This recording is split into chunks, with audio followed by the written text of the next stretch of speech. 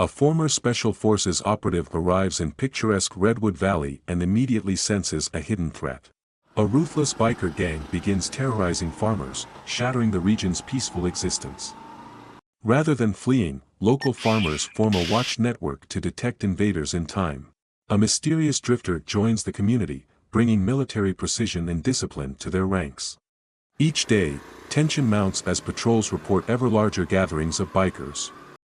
The sheriff and local veterans devise cunning defenses for key sites, denying the enemy any surprise. Old wounds from the past and unexpected alliances converge in a single fight for the future.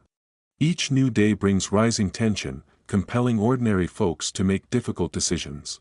The fate of the entire valley teeters on a razor's edge, where a single misstep could change everything. Stay with us if you want to find out how the story ends, and don't forget to subscribe to the channel. There are plenty more exciting stories ahead.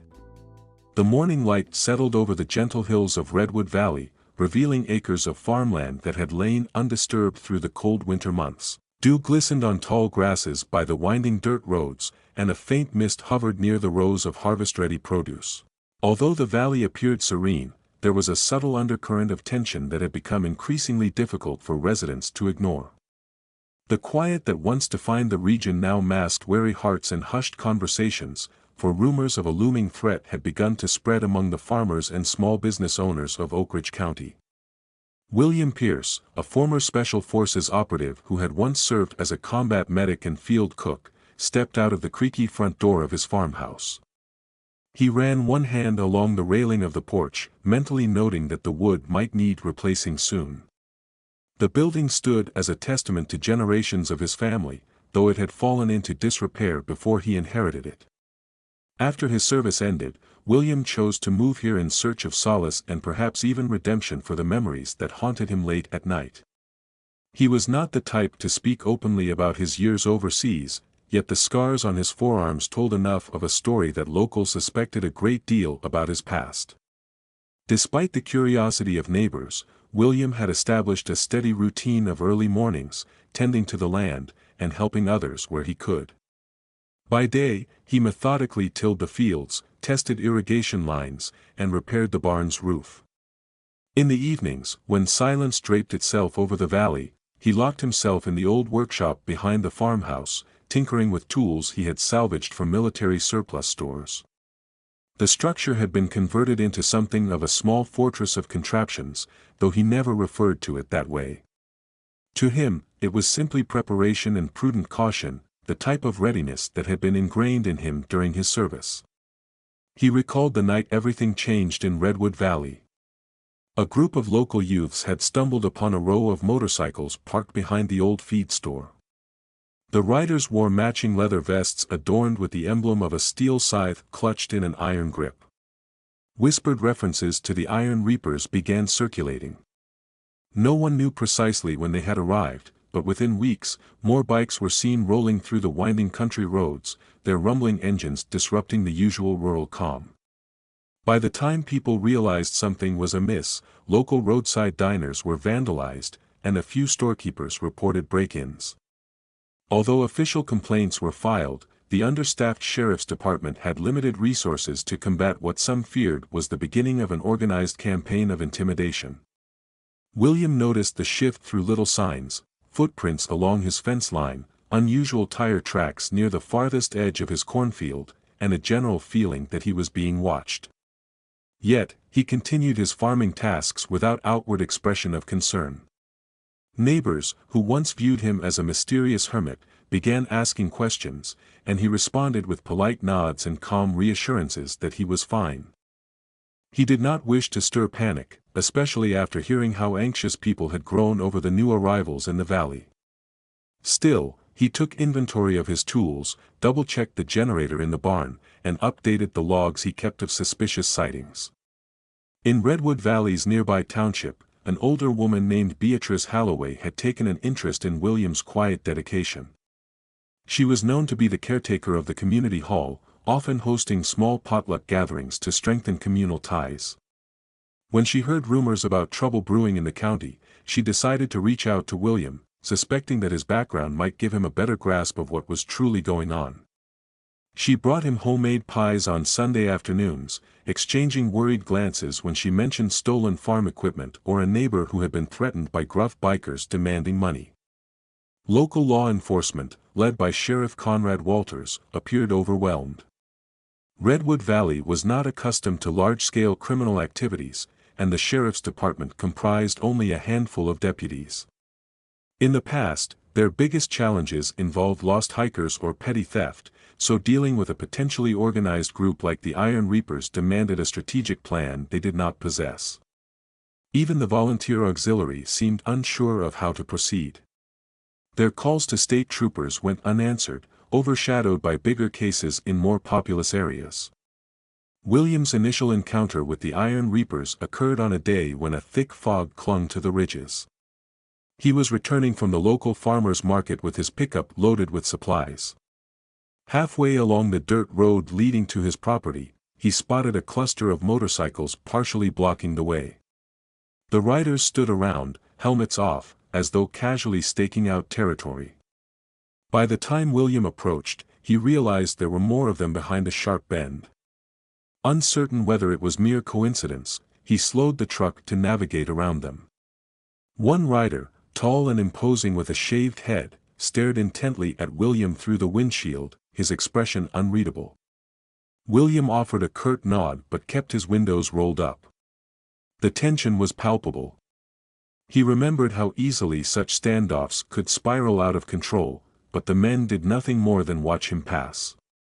A flurry of memories from his time overseas rose unbidden, nights spent on edge, scanning the darkness for hidden threats, always conscious that trouble could come in the blink of an eye. He pressed forward, heart steady despite the adrenaline. Once past the group, he glimpsed them in the side mirror, returning to their conversation and shaking their heads as if disappointed not to have provoked a reaction.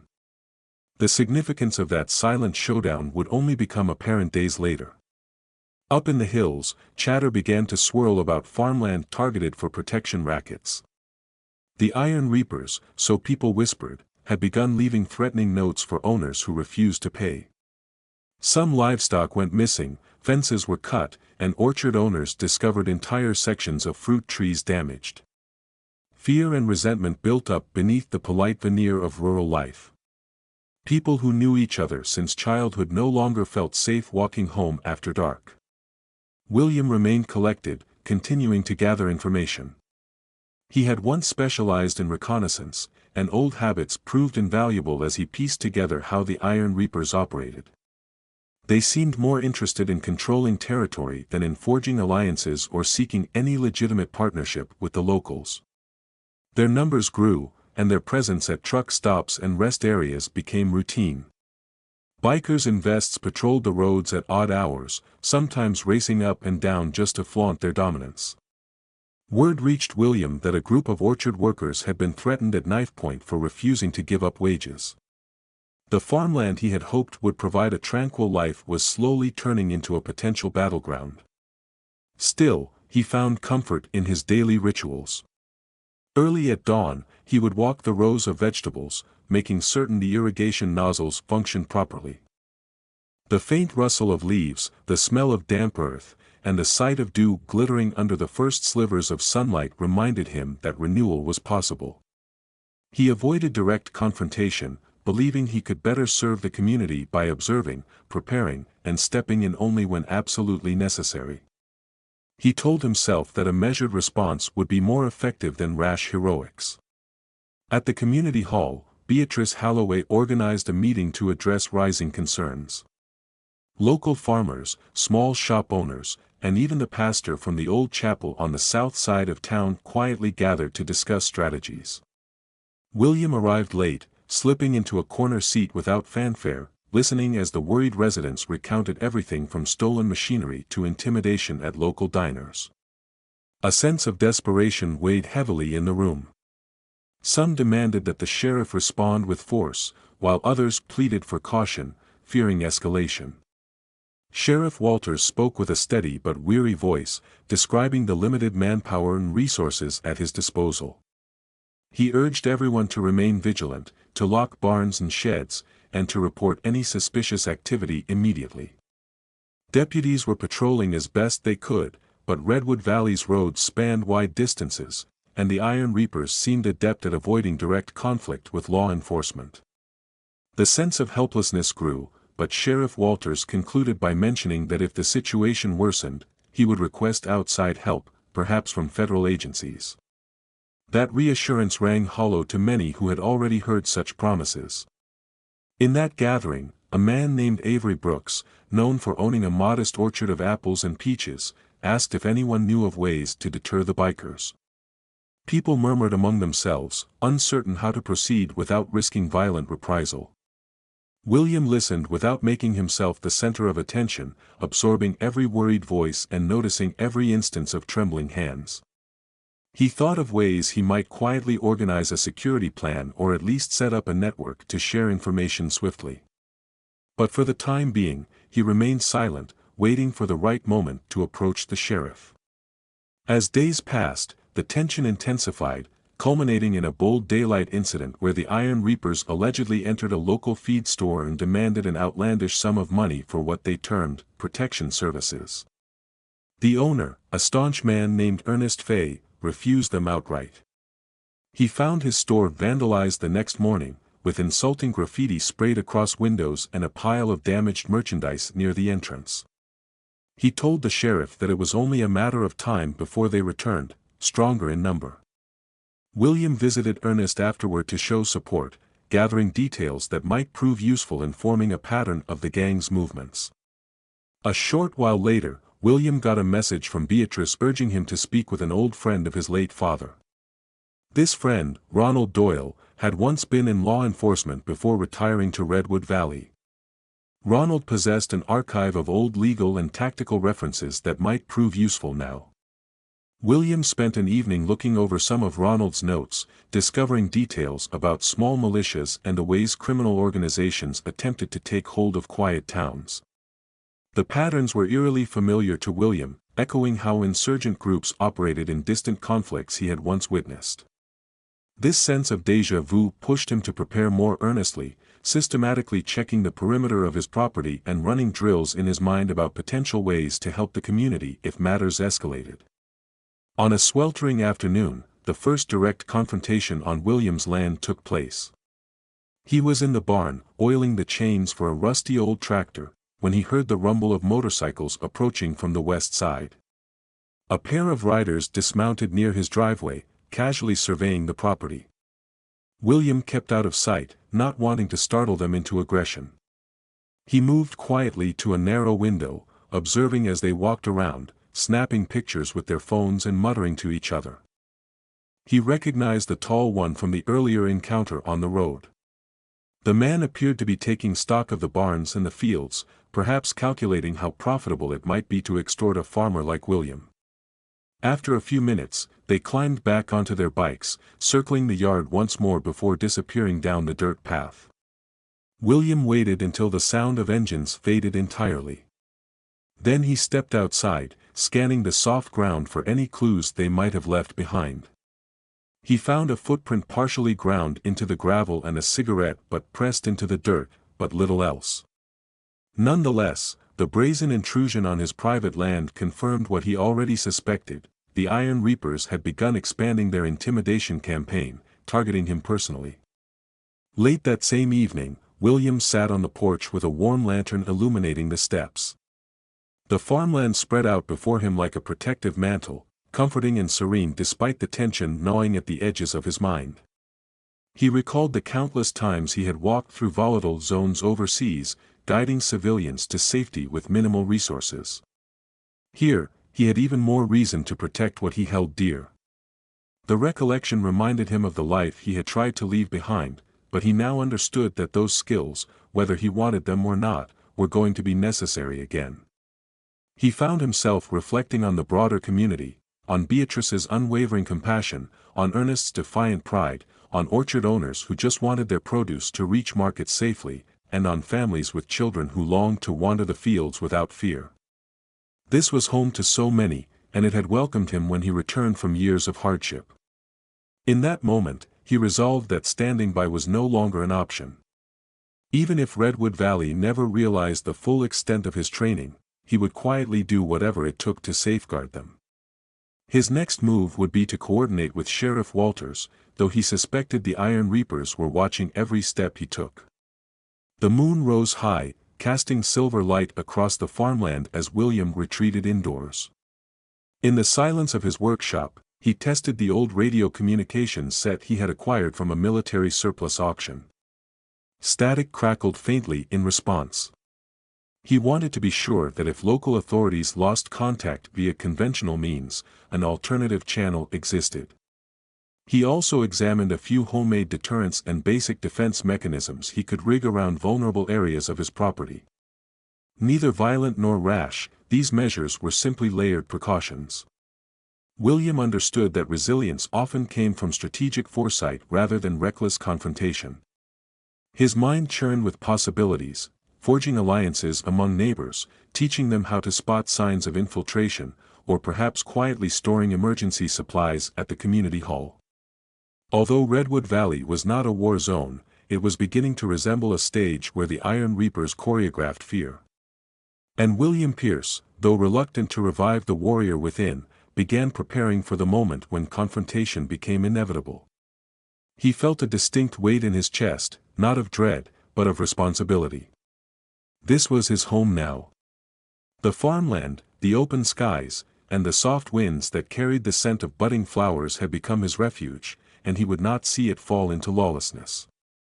Beyond that, he could sense that if he did not act, the cycle of intimidation would continue, crushing the spirit of those who had already endured so much.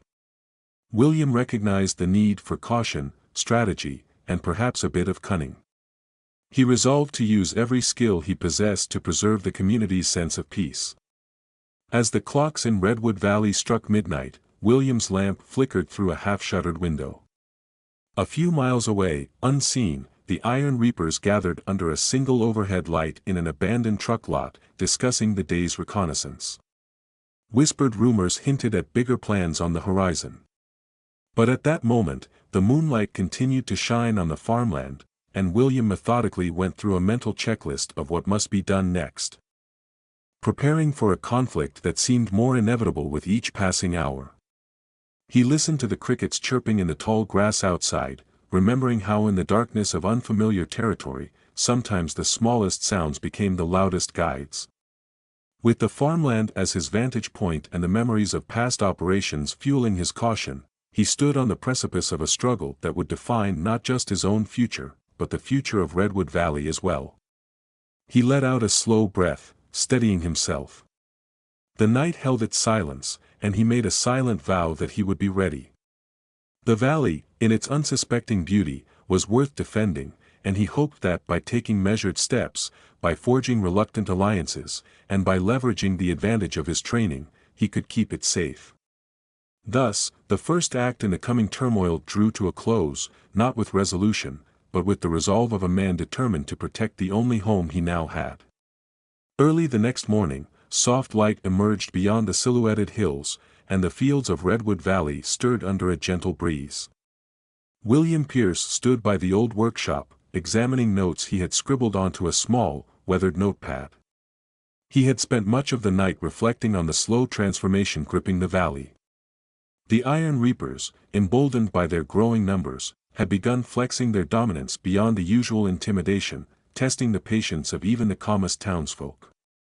Fuel trucks were now traveling with armed guards, orchard owners had formed informal watch teams during peak picking hours, and roadside diners shuttered early to avoid attracting the bikers. Through it all, William maintained an unspoken awareness that he would need to forge stronger alliances soon.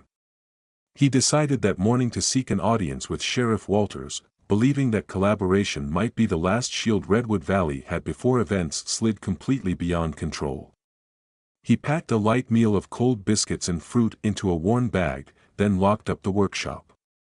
Moving with deliberate caution, he navigated the dirt roads toward the sheriff's station in his pickup, scanning the landscape for any signs of watchers. The early hour meant fewer people were out, so he encountered only one passing truck driven by an older rancher he recognized from the weekly market. They exchanged cordial nods, though William could sense the rancher's tension by the tight grip on the steering wheel. News traveled quickly, and the local grapevine had undoubtedly spread stories of menacing encounters with the bikers. Yet Redwood Valley remained outwardly peaceful, preserved by the fragile calm before a storm. Upon arriving at the station, William parked along the side of the road, noting the few cars in the lot. The sheriff's building was an old brick structure, more reminiscent of a repurposed historical site than a modern law enforcement hub. He stepped inside, greeted by the stale scent of old files and fading paint. A young deputy looked up from the reception counter with a polite but wary gaze, having seen William around town but never quite certain how to address him. William simply nodded, inquiring quietly after the sheriff's whereabouts. The deputy motioned toward a back office, where a dim light framed the doorway. William let himself in. Sheriff Conrad Walters stood behind a wooden desk cluttered with stacks of paperwork, photographs, and a shortwave radio. His face looked drawn, as though he had been there all night trying to make sense of a situation spiraling beyond the usual petty crimes of Redwood Valley. Without any fanfare, William positioned himself near a chair, then waited for the sheriff to glance up. He could see the weariness in Walter's eyes, the burden of a man sworn to protect a community too large for his limited resources. In a quiet tone, William stated his observations about the Iron Reaper's tactics, summarizing everything from the suspicious tire tracks on his property to the elaborate pattern of harassment that orchard owners described at the community hall.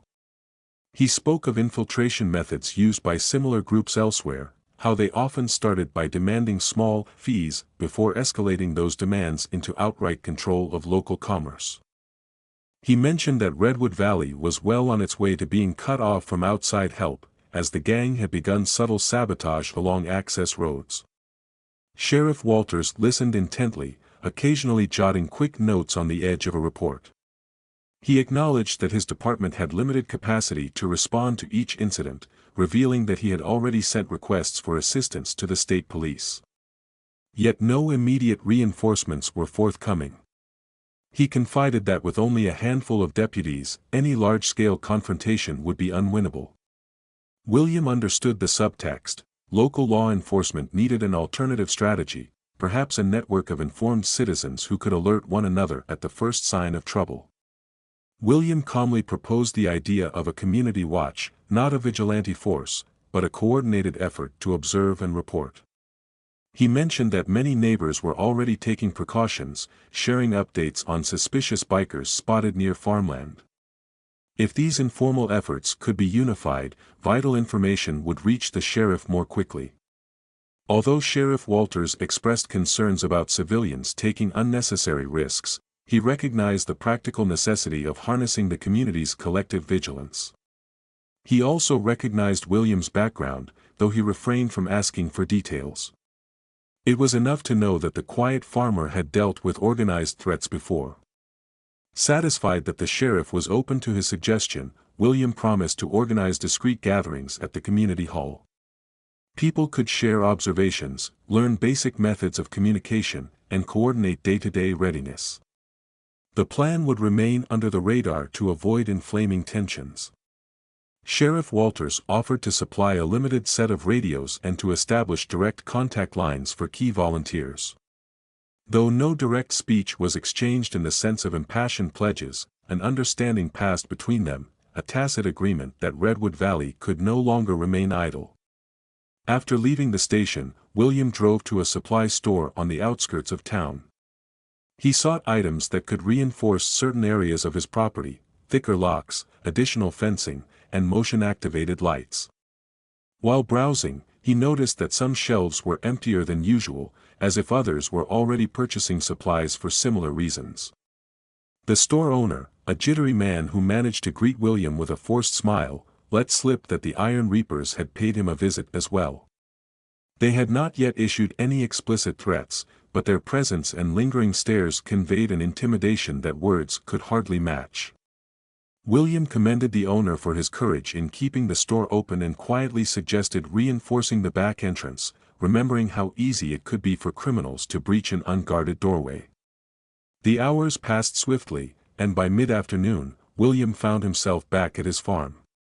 The sun shone bright over the fields, but he remained restless, disturbed by the accelerating pace of the gang's encroachment. He worked through the tasks of feeding livestock and examining the irrigation setup, yet his mind remained focused on the next steps. He kept envisioning how Redwood Valley might come together if all those disparate pockets of concern could be channeled into unified action. He even thought of calling on Beatrice Halloway, the caretaker of the community hall, to spearhead a more formal meeting. However, he resolved to move carefully, well aware that if the Iron Reapers caught wind of an organized resistance, they might escalate hostilities.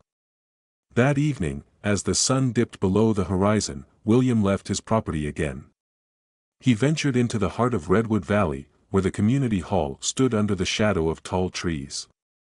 Lights were on inside, and people milled about, some carrying covered dishes, others shuffling chairs. Despite the tension in the air, local gatherings remained a cherished tradition.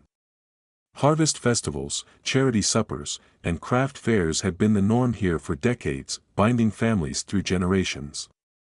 Now, with the Iron Reapers looming, these events took on a subdued, urgent tone. Beatrice Halloway spotted William and beckoned him closer, her eyes reflecting relief at his presence. She guided him to a small corridor where she had pinned a makeshift bulletin board. Items tacked to it included newspaper clippings about recent vandalism, hand-drawn maps of the county roads, and even a list of families who had reported direct harassment. She explained that people were on edge, some even considering moving away if the situation worsened. She emphasized the need for a reassuring plan, a demonstration that Redwood Valley was neither alone nor powerless. William studied the board, mentally connecting various incidents: a stolen ATV from an outlying ranch, broken windows at a diner near the main highway, and an unsettling note posted on the front door of a small bed and breakfast. Patterns emerged, forming clusters of intimidation around strategic entry points to the valley. The Iron Reapers were methodical, closing in from multiple angles while sowing fear to weaken resistance. William relayed his earlier conversation with Sheriff Walters, describing how a networked approach might work. He pointed to the roads drawn on the map and suggested which choke points could be monitored discreetly. He also proposed ways for neighbors to rotate watch responsibilities so no single family would become overwhelmed or conspicuous. Beatrice listened with quiet resolve, nodding at the practicality of his suggestions.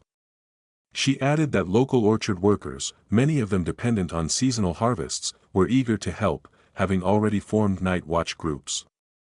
She noted that the success of such an effort depended on organization and leadership. William realized this was precisely what Redwood Valley needed, a unifying presence that could bind the entire community, not through force, but through coordinated vigilance. He also recognized the risk, understanding that if the Iron Reapers felt cornered, they might respond ferociously. When the gathering concluded, William emerged into the cool evening air. He paused at the threshold, scanning the parking lot for any unfamiliar motorcycles, though he saw only a line of aging trucks and a few sedans. He made his way back to his pickup and began the drive home, the crisp night air seeping through a small crack in the window. The local radio station played soft tunes, occasionally interrupted by public service announcements about missing cattle or upcoming town meetings. He felt a mix of determination and unease, aware that tomorrow would bring fresh developments, some of which could test the community's resolve.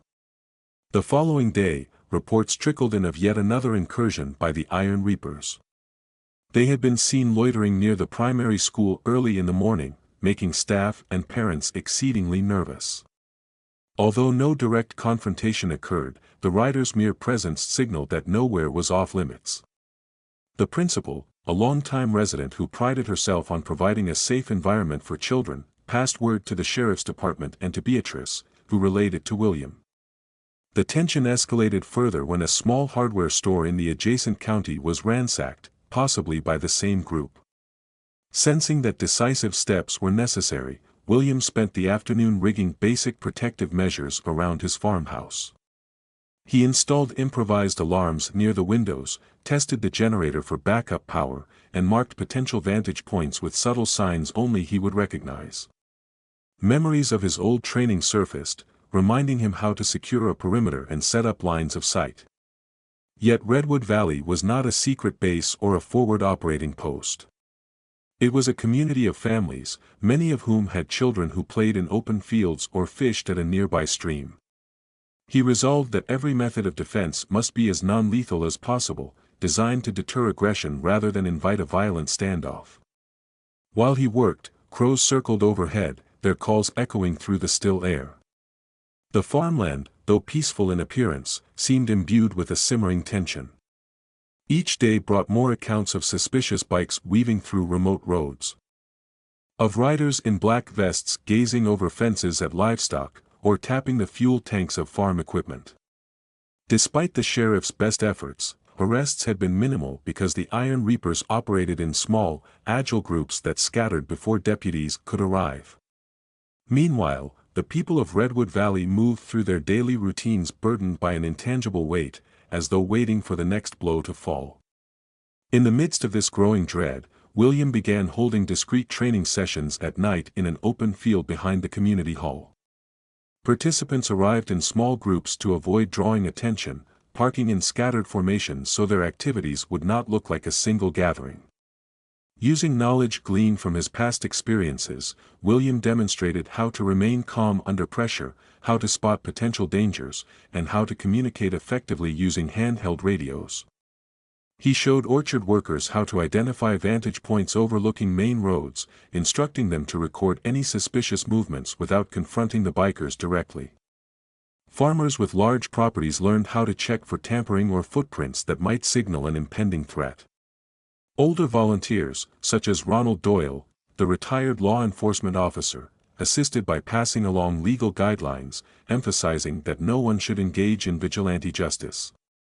Instead, he stressed the importance of documenting incidents and passing that evidence to the sheriff's department, thereby strengthening any future legal case against the gang. Although the group varied in skill and background, they shared a collective desire to safeguard their home.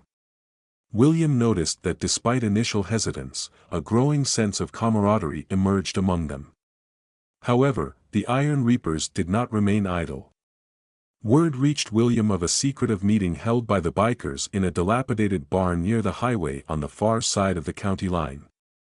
The rumor, passed along by truck drivers who caught glimpses of the congregation, described dozens of motorcycles lined up, their riders engaged in animated discussions that stretched late into the night. Some speculated about the arrival of higher-ranking members of the gang from outside Redwood Valley. Others feared that new recruits were being organized for a show of force. The specifics remained unclear, but the message was undeniable: the Iron Reapers were escalating their plans. In response, William doubled his efforts at coordination. He and Sheriff Walters stayed in contact daily, exchanging updates about sightings and suspicious activity. Beatrice helped expand the Community Watch network, involving not just orchard owners and farmers but also the small business community in town. Shopkeepers kept their eyes open for unusual purchases, while the local mechanic discreetly noted any bikes that came in for repairs sporting the gang's emblem. Over time, a tapestry of small observations began to form a clearer picture of the Iron Reapers' tactics and vulnerabilities. Amid these tense developments, a new presence emerged in Redwood Valley. A wandering drifter, rumored to be an ex-military mechanic, took up work on a nearby farm. Though most recognized the drifter only by his practical demeanor and dusty motorcycle, William quietly introduced himself. The stranger possessed a straightforward manner and scars that hinted at a life of hard travel. Sensing a kindred spirit, William cautiously shared that the community was preparing for a serious threat. The drifter listened, then offered to help fix or reinforce vehicles and farm equipment if needed. William accepted the offer, appreciating the extra set of hands but remaining cautious about placing too much trust too soon. Life in the valley thus continued under the looming possibility of a major confrontation. Mornings brought chores, trips to the market, and visits to the post office. Evenings brought shared meals and whispered updates about new sightings. The farmers and orchard workers prayed that harvest season would not be disrupted, for their livelihoods depended on a stable environment. Nonetheless, they recognized that disruption might be inevitable unless the Iron Reapers were dissuaded or removed. William sensed the building pressure, recalling many past missions in which tension escalated until a single spark ignited chaos. He resolved to prevent that spark or, if it became unavoidable, to manage the fallout in a way that minimized harm to innocent people. As the days stretched on, Redwood Valley's skies shifted with the season. Clouds gathered in rolling gray masses, promising the year's first major storm. The weather mirrored the emotional climate, as though nature itself anticipated the clash between the resident community and the encroaching bikers.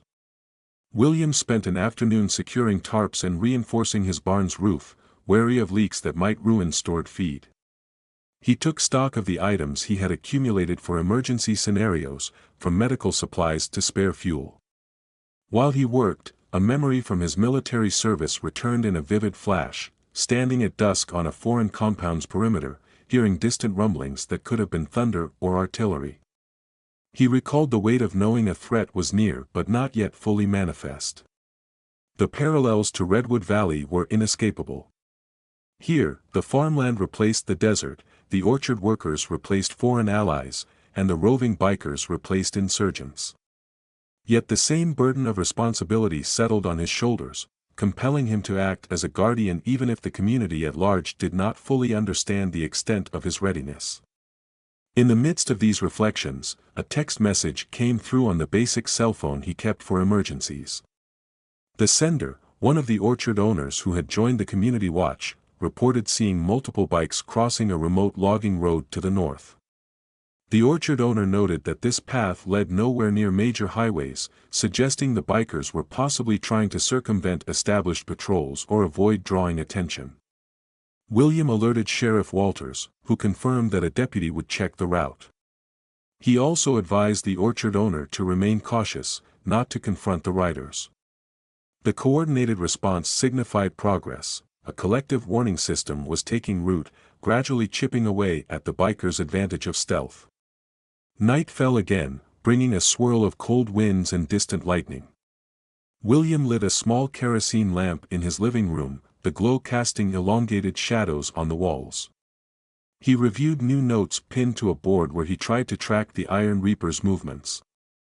Their pattern still seemed scattered, but one detail stood out: they avoided direct confrontation with multiple witnesses. Most intimidation occurred in isolated settings or under the cover of darkness. This meant that Redwood Valley's best defense lay in visibility and unity. If every corner of the region was monitored, if every suspicious move was reported quickly, the bikers would lose their safe havens for underhanded tactics. He also recognized that unity alone might not deter a determined gang seeking a power base. The Iron Reapers had presumably chosen Redwood Valley because of its sparse population and relative inexperience with organized crime. Their plan was to instill fear through precise acts of vandalism and threats, leading the locals to capitulate. If intimidation failed, they might resort to more extreme measures. William steeled himself for that possibility. The last thing he wanted was a violent showdown, but he prepared nonetheless, knowing that some conflicts could not be avoided through passivity or negotiation. As thunder rumbled in the distance, he stepped onto his porch to scan the horizon. Dark storm clouds gathered like a bruised veil across the sky. Flashes of lightning revealed the familiar outlines of farmland, barns, and distant tree limbs. For a moment, the valley looked harsh and foreboding, as though a reflection of the turmoil brewing within its borders. William stood there, silent, feeling the stir of wind against his face. He recalled that Redwood Valley had always been a place of renewal, where cycles of planting and harvest governed life. Now, a different kind of cycle was unfolding, a cycle of fear and resistance that might either tear the community apart or forge it into something stronger. He imagined the Iron Reapers in their hidden meeting places, discussing how best to tighten the grip on Redwood Valley. He thought of the Drifter with his mysterious background, uncertain whether the man might become a valued ally or perhaps harbor hidden intentions. He considered the orchard workers, the store owners, and the families who slept nervously, hoping not to hear the roar of bikes echoing through the night. In that moment, the responsibility felt immense, yet not crushing. He had come to Redwood Valley to find peace, but it seemed fate had given him a mission closer to his old life than he had anticipated. He watched as a distant bolt of lightning briefly illuminated the entire sky, revealing the outlines of gentle slopes. Then the thunder followed, its deep roar resonating across the land. William allowed himself a final moment of reflection before heading back inside. He understood that events were moving swiftly. With each passing day, the community watch expanded, the sheriff's department struggled to keep pace, and the Iron Reapers circled. Like rival currents converging in a single river, all these forces would soon meet at a confluence. The question was whether Redwood Valley would emerge intact. In the dimly lit interior of his farmhouse, he gathered small supplies, a makeshift first aid kit, a notebook of observations, and an old pair of night vision binoculars he had salvaged. He placed them in a sturdy bag and set it near the front door, easily accessible if he needed to leave in a hurry. Memories of past missions whispered warnings in his mind: never be caught off guard, maintain lines of retreat, keep critical tools at the ready. These were lessons forged in conflict, now repurposed for the defense of home. He eventually settled into a chair near the hearth, listening to the storm intensify outside. Wind rattled the windows, and rain beat against the roof. In many ways, it mirrored the internal storm building among the people of Redwood Valley. He reflected on how adversity could either unravel a community or bind it together. The crucial difference often hinged on the presence of a few who refused to surrender to despair. He hoped the quiet networks forming among neighbors, the watchful orchard workers, and the steadfast resolve of individuals like Beatrice Halloway would be enough to weather what lay ahead. The lights flickered once as the wind howled, but the power held. William closed his eyes briefly, reminding himself that fear was best countered with preparation. He had faced worse odds before, though not in a place he called home. The stakes felt higher now, tied to personal attachment rather than professional duty. As he rested, he allowed the calm between claps of thunder to soothe him, an interlude of peace in a night that crackled with tension. Come morning, the watchers would resume their silent vigilance, the sheriff would drive his rounds, and the Iron Reapers would undoubtedly continue their schemes.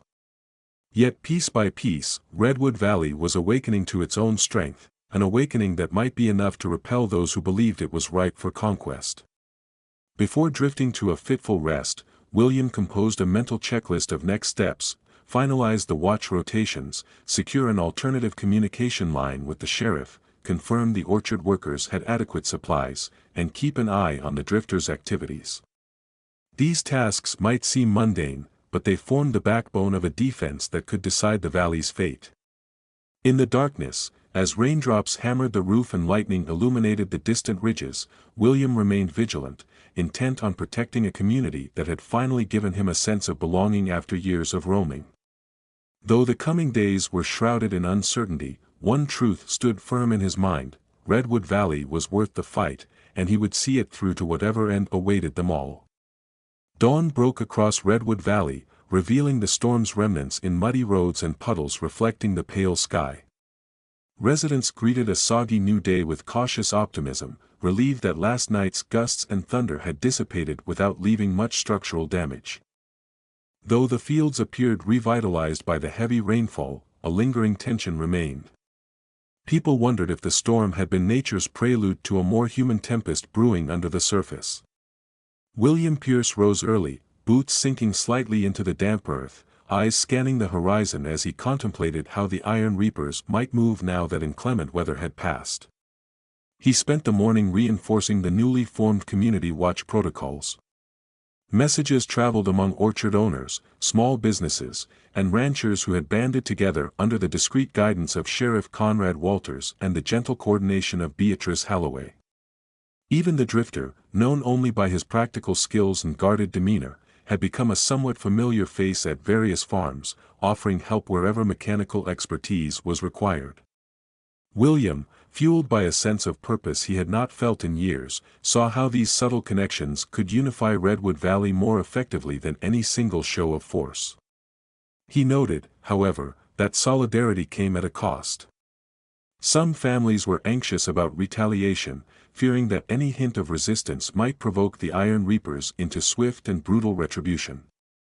At the community hall, a handful of volunteers quietly expressed doubts, questioning whether it would be wiser to capitulate and pay protection fees to avoid direct conflict. William did not chastise them. He understood their fears all too well, recalling many instances in his past when vulnerable populations believed short-term compliance offered the only chance of survival. Yet Redwood Valley was not a distant war-torn zone, it was home to people who, beneath their apprehension, wanted to stand firm. William tried to reassure them through measured advice, reminding them that a united front often deterred aggression more effectively than appeasement. Word arrived that same afternoon of a possible sighting of additional bikers converging on the old highway exit north of the county line. A traveling salesman claimed to have seen nearly 24 riders gathered outside an abandoned motel, discussing something in hushed tones while occasionally pointing at a regional map spread across the seat of one of their motorcycles. This was no casual pit stop. William reported it to the sheriff, and the official watch network heightened its vigilance. Later, a few orchard workers at the far outskirts of Redwood Valley mentioned glimpsing the silhouettes of bikers riding off-road vehicles, possibly scouting hidden trails or seeking vantage points in the hills. The intelligence network that William and the community had pieced together grew more robust with every new detail, but so did the realization that the Iron Reaper's reach was expanding. Amid this escalating concern, everyday life persisted. Parents dropped children off at the local school, where staff had quietly locked external gates and arranged for a volunteer to watch the parking lot. The small diner on Main Street opened its doors as usual, with longtime patrons stopping by for coffee and a slice of pie. These normal routines provided a sense of continuity, even if, beneath the surface, the entire valley collectively held its breath. There was a subtle but growing consensus that a turning point loomed. Either the Iron Reapers would attempt a bold maneuver, or Redwood Valley's preparation would force them to reconsider their plans. Near midday, Sheriff Walters made a rare public statement, cautioning citizens to remain calm but vigilant. Through a brief notice pinned outside the station and posted at the community hall, he urged everyone to report unusual gatherings or sudden appearances of large motorcycle convoys. Rather than sowing panic, the message was meant to inform. William stopped by the station in the afternoon to see if there had been any official response from external law enforcement agencies. The sheriff, looking more fatigued than ever, admitted that although additional help might eventually arrive, it would likely be too late to prevent a crisis. He placed his hope in the emergent solidarity among the people of Redwood Valley. While at the station, William studied a map pinned to a corkboard. Red circles indicating known or suspected Iron Reaper gathering points.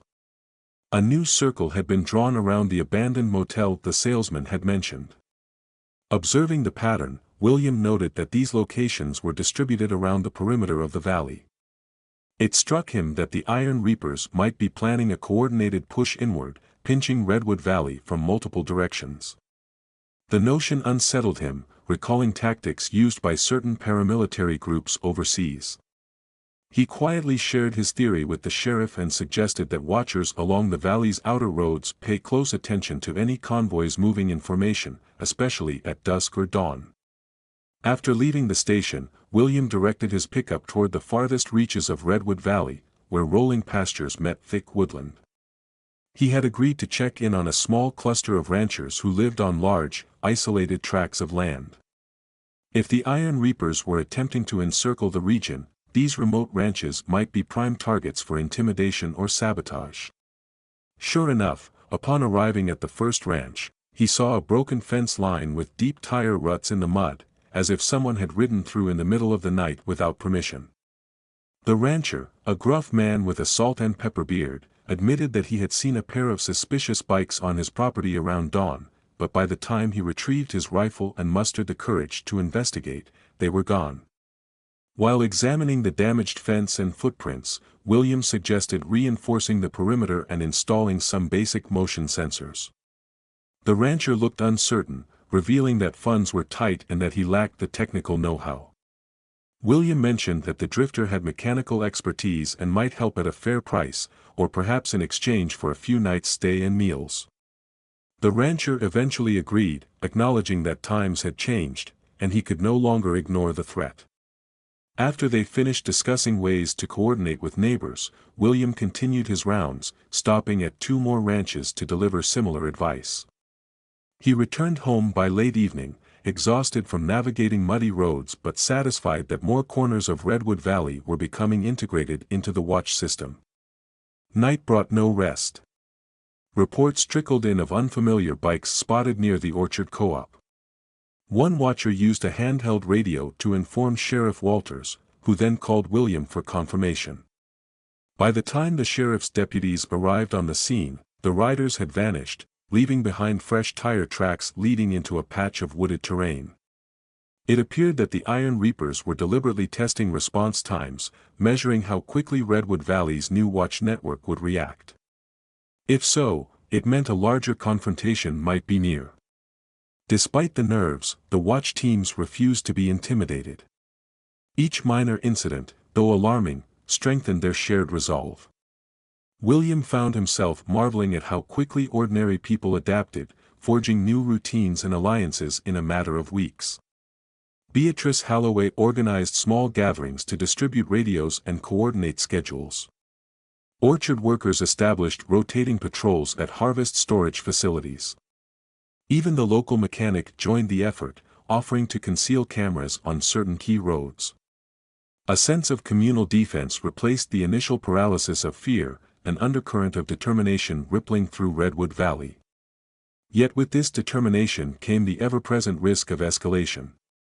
A few hot-headed locals grumbled about taking matters into their own hands, even mentioning they had hunting rifles and no tolerance for criminals.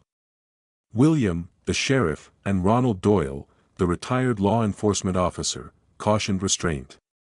They knew that a single rash act could ignite widespread violence. Their aim was to prevent chaos, not provoke it. The watch structure was there to detect and deter the bikers, not to launch offensives. By circulating these reminders, they hoped to keep Redwood Valley's defense measured and disciplined. An event 3 nights later put these principles to the test. Under a moonless sky, a group of about 10 Iron Reapers descended upon a remote orchard that specialized in heirloom apples. They arrived in pairs, lights off, quickly cutting through a wire fence and setting foot on the private land. 3 orchard workers on patrol spotted silhouettes moving among the rows of trees. Following the protocols William had taught them, they stayed hidden, whispering into a radio to alert the rest of the watch and the sheriff's department. Within minutes, William, 2 other volunteers, and a deputy named Anders were racing down the dirt road to the orchard, guided only by the orchard workers' cryptic updates. When they arrived, they found the orchard workers had maintained their distance.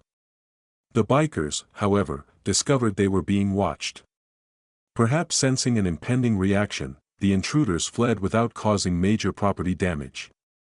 But one orchard worker, a timid young man who had never expected direct confrontation, nearly panicked and fired a warning shot into the air. The tension at the scene became palpable. William and Deputy Anders hurried to de-escalate the moment, cautioning everyone to hold fire unless absolutely necessary. The orchard workers, trembling but resolute, apologized for the shot, explaining their fear that the bikers might have been armed. This confrontation underscored the delicate line Redwood Valley walked. The watch program was effective in detection, but each situation risked spiraling into violence if not handled carefully. Sheriff Walters, who arrived after the incident, chastised no one openly. He realized the orchard workers were simply terrified. Instead, he told them the best defense was to remain vigilant and call for reinforcements, relying on the presence of multiple witnesses to deter aggression. William lent his quiet support, helping gather evidence that the Iron Reapers had indeed cut through fencing. Photographs were taken, footprints recorded. The orchard's owner lamented potential lost yields but remained grateful that no one was seriously hurt. In the following days, Redwood Valley braced for retaliation. Many believed the bikers would not let such a standoff go unanswered. Yet no immediate backlash came. Instead, the Iron Reapers seemed to melt into the surrounding region, their movements more sporadic. Some watchers speculated that they were regrouping or waiting for reinforcements. Others worried that the orchard incident might have warned the gang that Redwood Valley was more prepared than they had anticipated, prompting them to bide their time until they could strike decisively. Meanwhile, the drifter proved invaluable, traveling from one ranch to another, setting up motion-sensitive floodlights and teaching people how to install basic surveillance cameras. Although guarded in personal matters, he opened up just enough to convey that he, too, had once lived in places plagued by intimidation and violence. He offered no detailed accounts, and no one pried. Redwood Valley's residents accepted help where they could, focusing on practicalities rather than stories. William watched the drifter's efforts with cautious approval, sensing that the man's reticence stemmed from old wounds, perhaps not so unlike William's own. As the county slid into late autumn, the days grew shorter, and a cool wind swept through the valley. Trees on the distant hills turned crimson and gold, creating a scene of rustic beauty that contrasted starkly with the undercurrent of danger. Harvests peaked for the orchards, and farm families hurried to store their yields, ever mindful that an attack or raid could ruin their entire season's work. The tension seemed to grow in tandem with the swirling leaves, and Redwood Valley felt poised on a precipice. During this uneasy lull, William met again with Sheriff Walters in a secluded corner of the station. They discussed new intelligence. A few of the Iron Reapers had been spotted in the county to the east, possibly forging alliances with another biker group rumored to dabble in narcotics. The suggestion alone was enough to spark concern. Should the two gangs unite, Redwood Valley's watchers would be severely outnumbered, even if they managed to cooperate seamlessly. The sheriff admitted that state authorities had not yet responded with tangible aid, focusing instead on urban crime hotspots. William listened in silence, pondering whether Redwood Valley could find allies beyond its boundaries. But time and distance worked against them. The region's isolation became a double-edged sword. Another week passed without a major incident, though watchers reported near-nightly sightings of single or paired riders on deserted roads. The sense of being surrounded grew stronger, like a tightening net, but Redwood Valley held firm. The Orchard Co-op completed their harvest with minimal losses, thanks to increased nighttime patrols. Ranchers fortified fences and shared spare tools among neighbors. Even the local high school sports team took part in small ways, helping seniors carry groceries and keeping an eye out for suspicious vehicles on their routes home.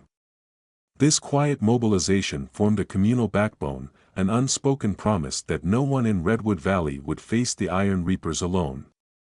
Then, unexpectedly, rumors began circulating that the Iron Reapers were planning a large-scale gathering at a secluded clearing near the old logging sites.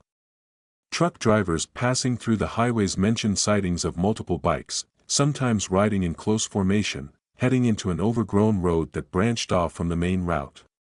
If these accounts were accurate, the number of active bikers in the area might have doubled.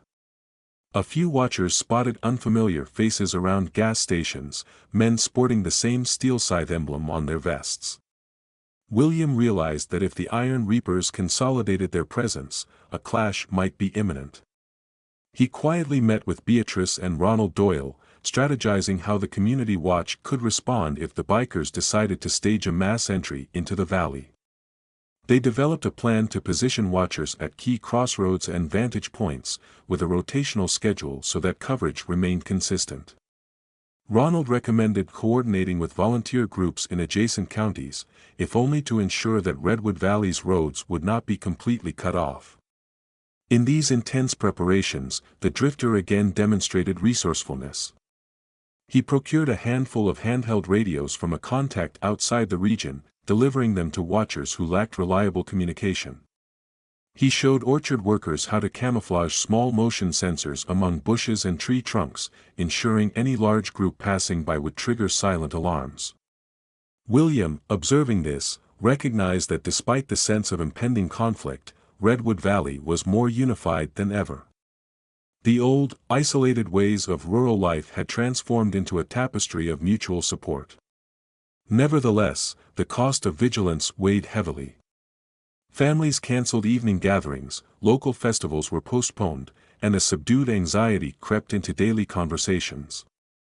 The once lively community hall now hosted fewer celebratory events, devoting most of its energy to coordination meetings and supply drives.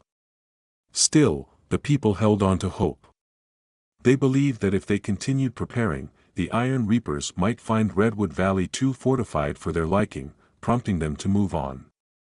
Such optimism coexisted uneasily with the awareness that gangs of this nature rarely back down without testing their adversaries' limits. Late one chilly afternoon, William returned to his farm, noticing that the skies were streaked with orange and purple, as though foreshadowing an intense culmination of events. He parked his pickup near the barn and listened to the rhythmic sounds of the wind, recalling how peace could be so deceptive. With harvest mostly done for the season, the fields around him lay nearly bare, offering little more than dried corn stalks and freshly tilled soil. The vulnerability of the land felt stark, yet he also sensed a quiet power. Redwood Valley's unity was intangible but genuine, and in a crisis, intangible forces often made the difference. He spent that evening walking the perimeter of his property, verifying the status of the improvised alarms he had set up in hidden spots. He examined tire tracks near the fence, concluding that at least one bike had passed by after the recent rainfall.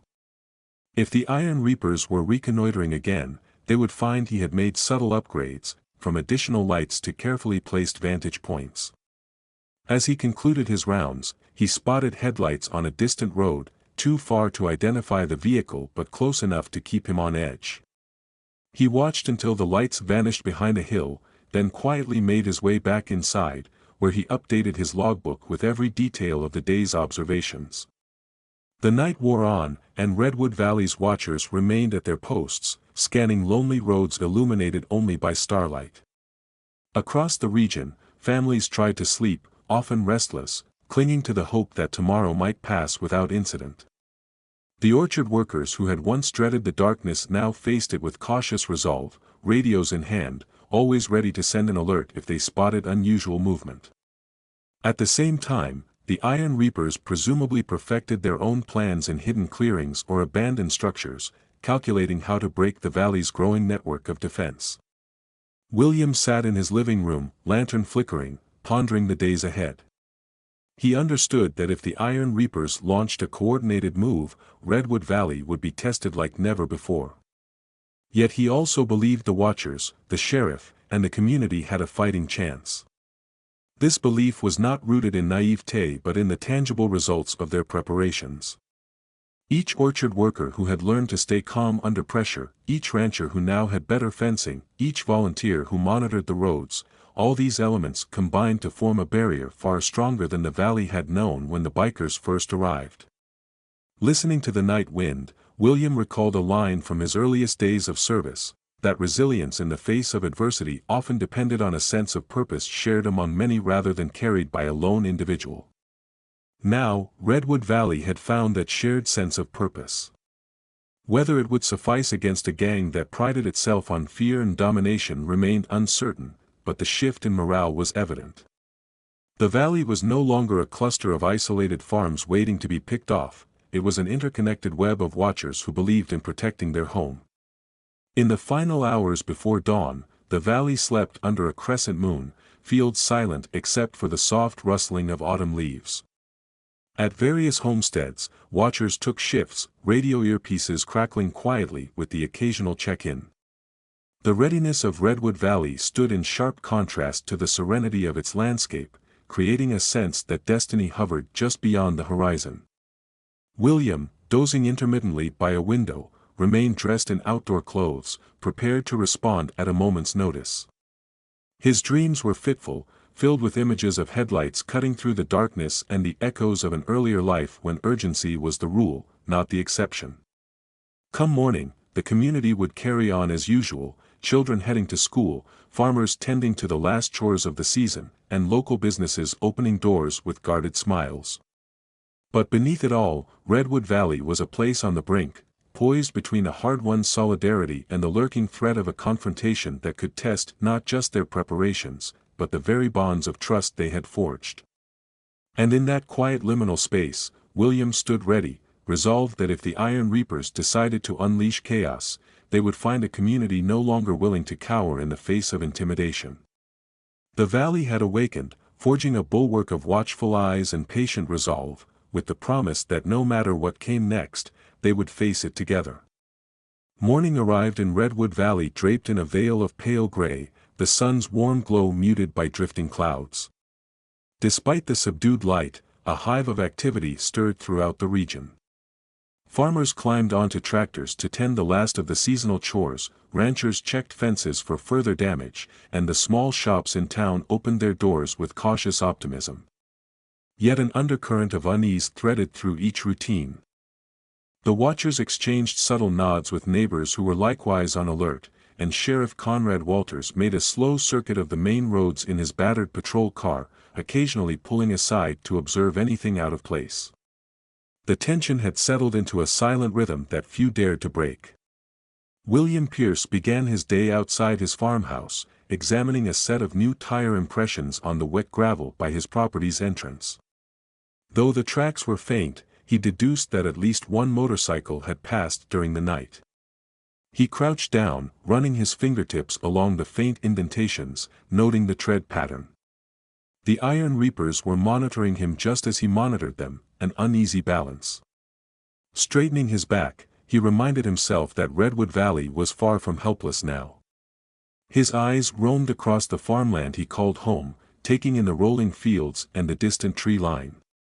The quiet reminded him of the final calm before a storm in places he once served, where the line between normal life and crisis was thin as a breath. He loaded supplies into his pickup, planning to visit the Orchard Co-op where a joint storage facility had recently installed motion sensors. Reports indicated that the orchard workers had successfully tested those sensors the previous night, though no intruders appeared. William hoped it was a sign that the Iron Reapers realized the Watchers were organized. Still, with rumors of a large-scale biker assembly near old logging land, he couldn't let optimism overshadow caution. On the drive toward the co-op, he passed a newly erected sign that read, "Keep Redwood Valley Safe." Beatrice Halloway's influence was evident in such gentle, community-driven messages. Painted in cheerful colors, the sign was a small but poignant testament that the valley refused to yield. Farther along, he saw orchard workers spaced out along a fence line, each holding a handheld radio in a holster. They paused to wave as he passed, maintaining their vigil even while performing routine tasks like clearing brush and checking irrigation lines. By late morning, he arrived at the Orchard Co-op, a cluster of large, metal-sided buildings flanked by rows of apple trees that still bore a few stubborn fruits clinging to mostly barren branches. Ronald Doyle, the retired law enforcement officer who now served as a tactical advisor of sorts, stood by a loading dock conversing quietly with an orchard manager. As William joined them, the manager gestured to a corner of the structure where a small black device was mounted high on the wall. It was the motion detector the drifter had helped install. The manager mentioned that it triggered automatically if anyone approached the co-op after hours, sending a direct alert to watchers who patrolled the perimeter. William nodded in approval, remarking on how the system would serve as an early warning against attempts to vandalize the stored produce. Ronald Doyle then shared news that on the previous night, a few watchers had spotted suspicious lights near a rarely used side road half a mile away. The lights vanished once watchers approached. It could have been a false alarm, or it could have been a scouting party for the bikers. Either way, Redwood Valley's success hinged on paying attention to every detail. After confirming the motion sensor was functioning properly, William left the co-op and continued farther west, heading toward a section of farmland that met the forest's edge. The roads here had become a focus for watchers, as tall pines and dense undergrowth provided concealment for anyone trying to approach quietly. While it was easy to see headlights from a distance in the open valley, among the trees, the Iron Reapers could potentially move under cover. Thus, watchers had placed small, inconspicuous markers at key junctions, painted rocks or rearranged branches, that signaled if someone unwanted had passed through. Most residents wouldn't notice these markers, but watchers knew how to read them. He parked near a narrow dirt path and walked in to inspect a flagged spot. A small pile of stones had been disturbed. That alone wasn't conclusive proof of intruders, given the presence of wildlife. But fresh boot prints in the damp soil told another story. Someone had come this way recently, then retreated. William meticulously photographed the prints, imagining how easily a group of bikers could hide their motorcycles a short distance into the woods and proceed on foot. He took note of the brand of boot tread, deep ridges that might be consistent with heavy riding boots. The potential threat felt closer than ever. Returning to his pickup, William pressed the radio clip to his jacket, speaking softly to a volunteer stationed at the next farm over. The volunteer confirmed that no unusual activity had been reported that morning, but they would remain vigilant. William nodded to himself, started his engine, and continued along the winding roads that cut through Redwood Valley. Although the watchers were on high alert, he sensed a simmering restlessness. Each day without a decisive move by the Iron Reapers amplified a shared tension, like a drawn bowstring waiting to release.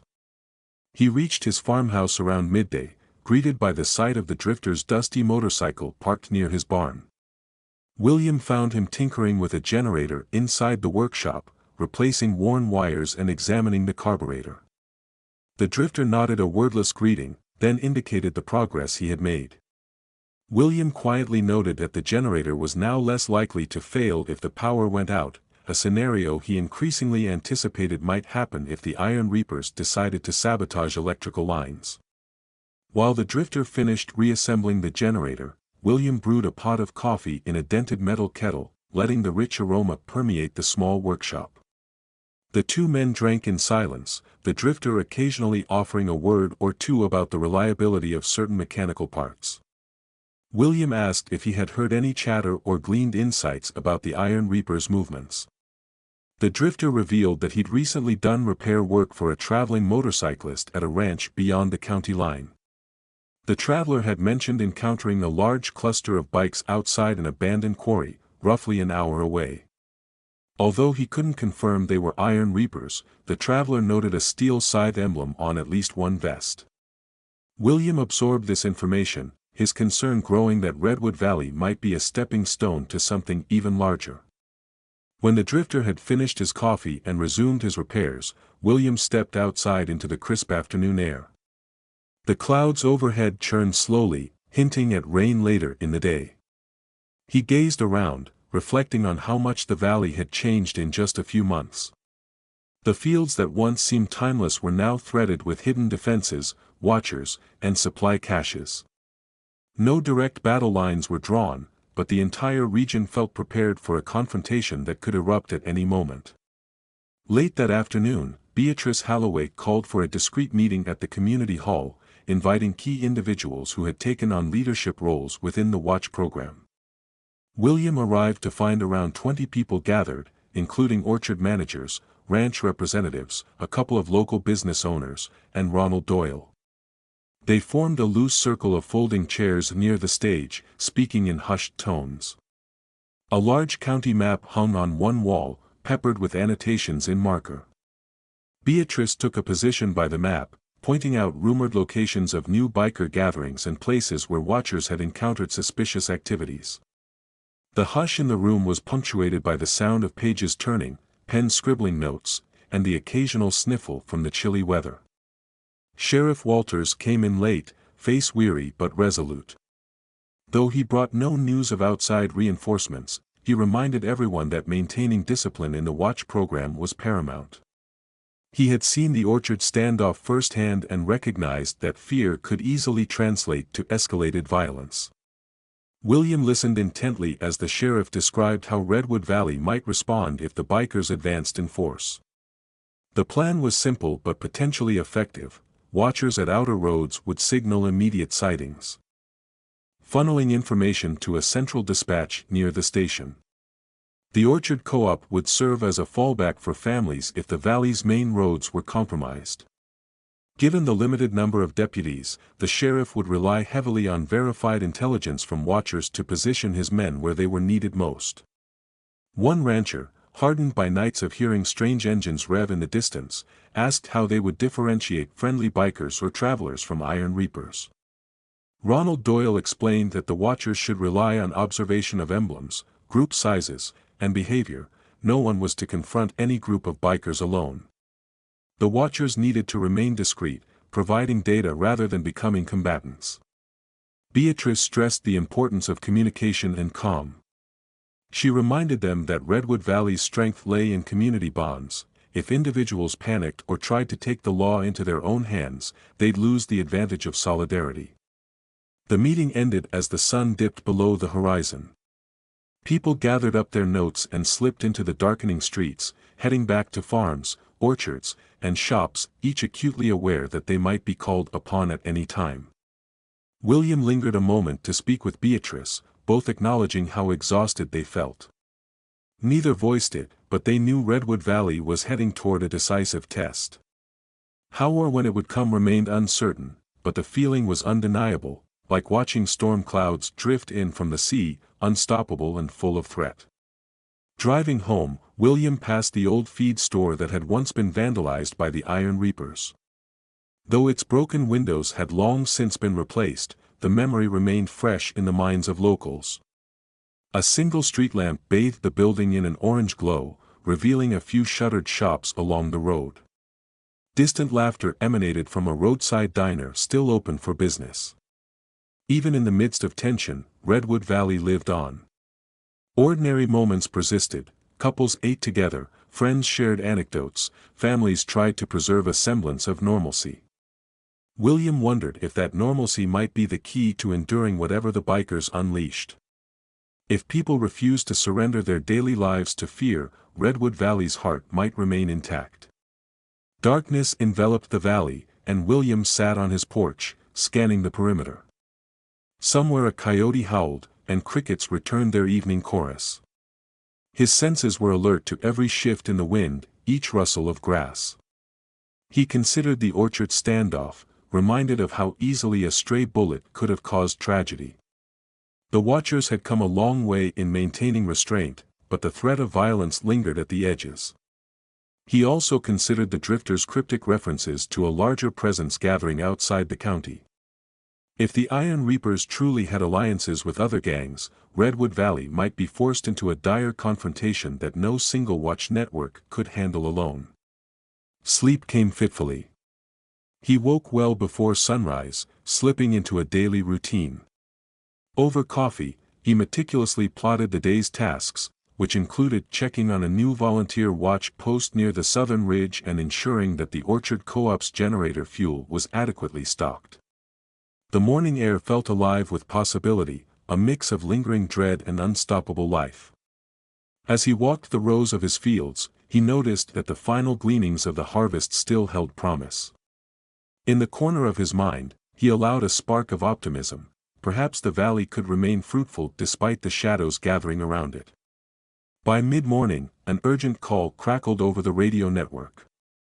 A watcher stationed by a remote road reported multiple bikes heading toward Redwood Valley, moving information. The watcher couldn't confirm their intentions but described about 15 riders. The news electrified everyone on the channel. William rushed to his pickup and sped toward the coordinate location, quietly informing Sheriff Walters of the situation. The watchers on that road were instructed to remain hidden, simply observing until reinforcements could arrive. He reached the vantage point, a low knoll overlooking a winding gravel road, and parked his pickup behind a copse of trees. Several watchers, camouflaged among tall grass, nodded at his arrival. Together, they scanned the distance, waiting for the rumble of engines. Eventually, a column of motorcycles emerged, cutting through the morning haze. The riders wore black vests, some sporting that unmistakable steel scythe insignia. William counted them, 15, possibly more. They rode two abreast, the lead bikes cruising steadily as though they had no reason to hurry. He tried to gauge their intention. The watchers kept low, binoculars pressed to their eyes, cameras quietly recording from safe angles. The bikers never stopped. They didn't break formation to investigate properties or aim for concealed trails. Instead, they continued along the main county road. Within minutes, they vanished around a bend. The watchers exchanged uncertain glances. Had this simply been a show of force, a deliberate parade of intimidation? Or were the Iron Reapers meeting someone deeper in the valley? Sheriff Walters, who had arrived at a different vantage point, signaled William via radio. The sheriff planned to follow the bikers at a distance, not engaging unless they posed an immediate threat. William advised watchers to maintain their observation but not provoke any confrontation. For the next half hour, the watchers transmitted updates. The group of riders passed the orchard co-op, where orchard workers hid in the shadows. They circled the outskirts of town, then headed north along a scenic route. One orchard worker reported that the bikers paused at a deserted rest area for a few minutes, as though conferring, before ultimately departing Redwood Valley the same way they came. By noon, the watchers confirmed the roads were quiet again, the rumble of engines faded into memory. The entire incident lasted only a couple of hours, but the tension it introduced lingered like a bitter aftertaste. People questioned whether the bikers were testing Redwood Valley's response or searching for something. Some watchers worried that this might have been a diversion meant to draw eyes away from another approach. Regardless, the event signaled that the Iron Reapers were comfortable sending a sizable contingent into the valley, unafraid of the watchers or local law enforcement. In the wake of this show of force, rumors spread of more bikes gathering just beyond the county line. Whether truth or exaggeration, these whispers sparked anxiety among orchard workers and ranch families alike. In small roadside conversations, locals wondered if Redwood Valley could withstand a full-scale invasion by coordinated biker crews. Yet for every voice that expressed doubt, another responded with renewed commitment, pointing to the watchers' success in preventing any major acts of vandalism or violence in recent weeks. The valley was not powerless, and that fact alone offered reassurance to many. Meanwhile, William visited the orchard co-op again, verifying that morale remained intact. The orchard workers, though clearly rattled, insisted they would continue their rotations. Some confessed they had never envisioned needing such vigilance in a place so historically tranquil, but they understood that Redwood Valley was worth protecting. William affirmed their resolve with quiet encouragement. He walked the perimeter, ensuring the newly installed alarms and cameras were still in good working order. Despite the tension, the scene underlined how far they had come, farmland fortified by technology and communal determination. Later in the day, he met with Ronald Doyle at a small ranch house that served as a makeshift watch headquarters. Ronald presented newly updated maps indicating potential routes the Iron Reapers might use if they wanted to infiltrate deeper into Redwood Valley. Highlighted in red were old logging roads, disused service tracks, and dried creek beds that motorbikes could potentially traverse. Ronald speculated that the gang's next major move could involve traveling under cover of night along those hidden paths, encircling the heart of the valley before watchers could react. William passed his hand over the routes, remembering the footprints he had seen by the forest edge days earlier. The watchers might need to station volunteers in the woods, which was a riskier proposition. Visibility was poor among tall trees, and the Iron Reapers would have the advantage of speed if cornered. Ronald acknowledged the danger, remarking that only the best-prepared volunteers should handle such advanced watch positions. They discussed whether to ask the Drifter to help set up extra sensors in those remote areas, given his mechanical expertise. It was a calculated risk, but something had to be done. If Redwood Valley allowed the bikers to operate freely among the dense woods, all the farmland defenses might be circumvented. Nightfall brought with it an almost suffocating sense of foreboding. Wind rustled the high branches of pines and oaks, scattering leaves along the roads. Watchers reported mostly quiet conditions, though a few orchard workers briefly glimpsed headlights far in the distance. As William patrolled a stretch of road near his own property, he caught a faint whiff of smoke on the breeze. Concerned that the Iron Reapers might have set something ablaze, he followed the scent until he realized it was only a neighbor burning brush piles.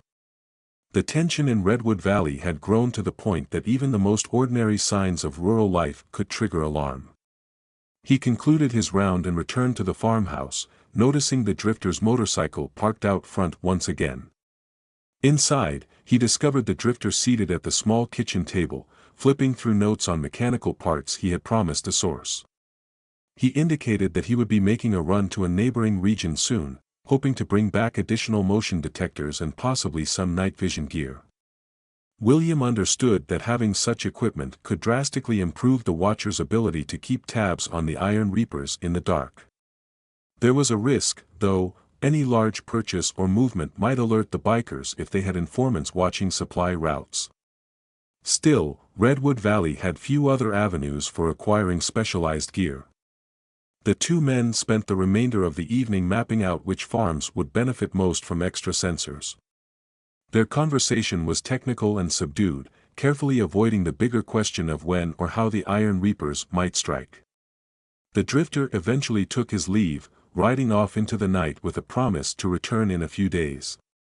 William watched the motorcycle's taillight fade, a single red glow swallowed by the darkness, and felt a mixture of gratitude and lingering doubt. Trust was a scarce commodity in times like these, yet Redwood Valley had little choice but to rely on those willing to lend support.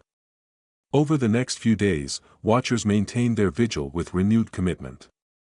Sheriff Walters ramped up patrols, occasionally appearing at random hours in parts of the valley he rarely visited. Beatrice Halloway organized a small fundraiser for the Watch program, collecting donations at the community hall to offset the costs of radios and fuel for patrol vehicles. Ranchers began sharing updated information on feed deliveries and livestock movements, aware that such shipments could become targets if the Iron Reapers sought to disrupt the local economy.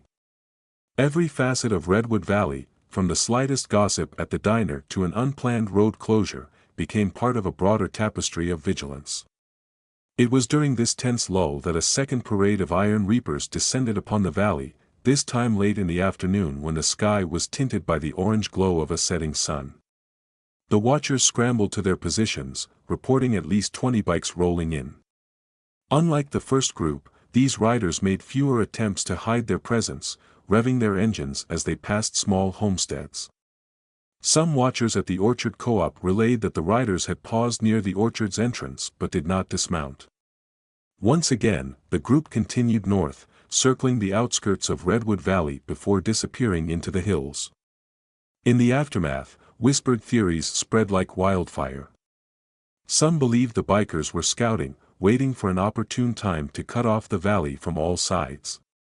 Others feared that a major raid was imminent. That these demonstrations were meant to gauge Redwood Valley's reaction. Alternatively, a few watchers dared to hope that the Iron Reapers were trying to rattle them, uncertain whether Redwood Valley's readiness made it too costly a target. William found no solace in speculation. He told watchers to stay the course, maintain discipline, and report every detail. Amid these ripples of dread, ordinary life battled to assert itself. Children ran home from school, soccer practices and 4-H club meetings continued, and a local craft fair took place one weekend under the watchful eyes of volunteers. The farmland itself gave few hints that a potential conflict loomed. The turning leaves created a patchwork of red, orange, and brown across the hills, a picturesque reminder of the valley's enduring natural beauty. At times, it felt unthinkable that violence could erupt in a place so seemingly tranquil. Yet Redwood Valley had already learned to look beyond appearances. William moved through each day with methodical resolve. He monitored radio chatter, visited remote properties, and convened with Sheriff Walters and Ronald Doyle whenever new intelligence surfaced. Late one evening, a disturbing piece of information reached them. A local truck driver reported seeing a convoy of multiple vans and motorcycles on a highway just outside the county. The vehicles bore no obvious markings, but the driver claimed that at least one passenger wore a vest matching the Iron Reaper's emblem. If true, this might indicate the gang was importing more personnel or equipment, possibly weapons. The thought caused a collective chill among those who heard it. As Redwood Valley slipped into deeper autumn, the shadows lengthened, and nights took on a sharper chill. Watchers stationed along ridgelines sometimes worked in pairs, bringing flasks of coffee to ward off the cold. The Orchard Co-op, now nearly emptied of its harvested fruits, became a de facto watch center after dark, with volunteers rotating through in case of emergency. William occasionally took a shift in these nighttime watches, perched on a bale of hay or a wooden crate, listening to static-laced radio communications from watchers scattered around the region.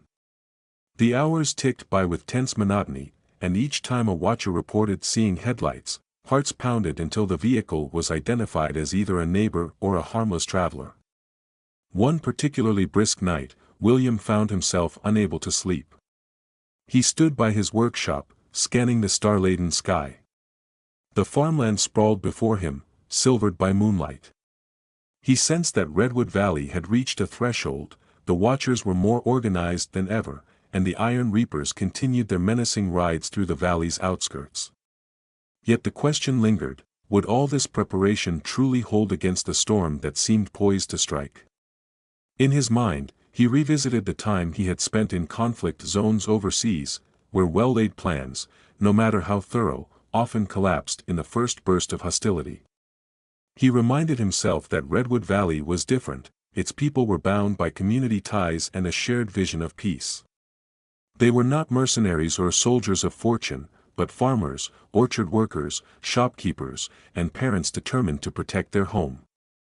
Perhaps that bond would prove stronger than any chain of intimidation the Iron Reapers could forge. He exhaled into the cold night air, breath curling into the darkness like a wisp of cloud. The watchers' radios remained quiet, which he took as a small blessing, at least for the moment. Tomorrow would bring more rumors, more strategy meetings, more glimpses of riders on the horizon. Yet within this tension, Redwood Valley thrived on an undercurrent of unity. William clung to that unity as a lifeline, a promise that, no matter how dark the path ahead, they would travel it together. A faint wind ruffled the fields, carrying the scent of damp earth and distant pine. In that moment, Redwood Valley felt alive with both hope and dread, a paradox he had come to know well in his life of service. Stepping into the workshop, he extinguished the lantern and closed his eyes for a moment, letting the silence surround him. He thought of Beatrice's unwavering compassion, the orchard workers' resilience, Ronald Doyle's steady counsel, Sheriff Walter's quiet determination, and the mysterious drifter who seemed to place himself at the service of a community he barely knew. Those were the reasons Redwood Valley stood a chance against the Iron Reapers. They were also the reason he believed that even if the worst came to pass, the valley would find a way to endure. It was not just farmland or a collection of houses, it was a home for people who had chosen to defend one another. And in the end, that might be the real armor Redwood Valley relied upon when conflict at last arrived. Night drifted into dawn with a soft hush, the sky slowly lightening to reveal a thin layer of mist clinging to Redwood Valley's fields. The watchers, stationed at intervals along country roads and atop rolling hills, had witnessed no major developments during those twilight hours. Yet the tension persisted, ever present in each breath of wind that carried the faint echo of distant engines. As morning came into focus, it brought a fleeting sense of relief that the valley had endured another night unscathed. But the collective anxiety remained, like a distant drumbeat. William Pierce awakened from light, fitful sleep in his farmhouse. He splashed cool water on his face, then stood at the kitchen window, scanning the horizon while the coffee pot percolated on the counter. The quiet felt fragile. Tapping a finger against the sill, he wondered if the Iron Reapers would continue their ominous parades or if they were planning something more direct. After so many weeks of near incidents, intimidation runs, and rumors of outside reinforcements, Redwood Valley felt wounded like a spring, poised on the brink. He took a cup of coffee out to the porch, sipping slowly as the sunrise bathed the farmland in a warm amber light. Every fence post, every row of tilled earth, even the old barn with its peeling paint felt dear to him, a patchwork of personal history and the countless hands that had built this community long before he arrived. He found himself recalling a truth he had learned long ago, that shared purpose could transform ordinary people into a formidable force. The watchers might not be soldiers, but their unity might carry them farther than raw firepower could. A vibration from the handheld radio interrupted his reflections. A volunteer posted along the southern ridge reported seeing a large semi-truck, possibly accompanied by 2 motorcycles, traveling slowly on a back road. William responded calmly, instructing them to keep watch but avoid contact. Another voice crackled in, confirming that the truck had left the main highway earlier that morning. No official freight manifest matched its description. Anxiety flickered. Could the Iron Reapers be bringing in supplies for a larger offensive? Or was this just a legitimate delivery finding an unconventional route? William made a quick note to update Sheriff Walters and Ronald Doyle once he had more details. He finished his coffee, grabbed his jacket, and climbed into his pickup. A quick check of the fuel gauge assured him he was prepared for a day that might involve considerable driving. Steering along the gravel drive, he glanced at the farm's perimeter fencing, reassured by the presence of newly installed motion-activated lights. The Watchers' network had grown so comprehensive that if even a single motorcycle crossed that boundary, half the valley would learn of it within minutes. Yet he remained grounded in the realization that an organized, forceful incursion could still overwhelm them all. His first stop took him to a wide pasture owned by the Thompson family, known for raising sheep and storing large bales of hay in a weather-beaten barn near the road. 2 watchers waited near the entrance, binoculars in hand. They detailed how they had seen the questionable semi-truck pass by at a crawl, with 2 bikers flanking it. The watchers had kept out of sight, noting a partial license plate. William commended their vigilance, quickly radioing the plate number to the station so the sheriff's office could cross-check it. One of the watchers admitted feeling uneasy. This was the first time they had observed a semi-truck traveling in tandem with bikers, suggesting deliberate coordination. William then proceeded south, driving carefully on roads still slick from the previous night's dew. Thoughts swirled. The Iron Reapers had grown bolder, sometimes entering the valley in groups of 15 or 20, making no attempt at stealth. Now suspicious vehicles were appearing on lesser-traveled roads. He contemplated the significance of the truck, weapons smuggling, stolen goods, additional riders. The possibilities were grim. He tightened his grip on the steering wheel, focusing on the immediate goal, collating enough details to help Redwood Valley respond effectively should the threat escalate. Arriving at a junction near the Orchard Co-op, William parked and walked toward a cluster of volunteers poring over a large map pinned to the side of a storage shed. Beatrice Halloway, with her usual kind but unwavering expression, explained they were mapping every unusual sighting from the last 48 hours. Red lines denoted the path of the semi-truck according to Watchers' reports. Another volunteer pointed to a branching trail that snaked into the hills, where the truck might have gone after leaving the main route.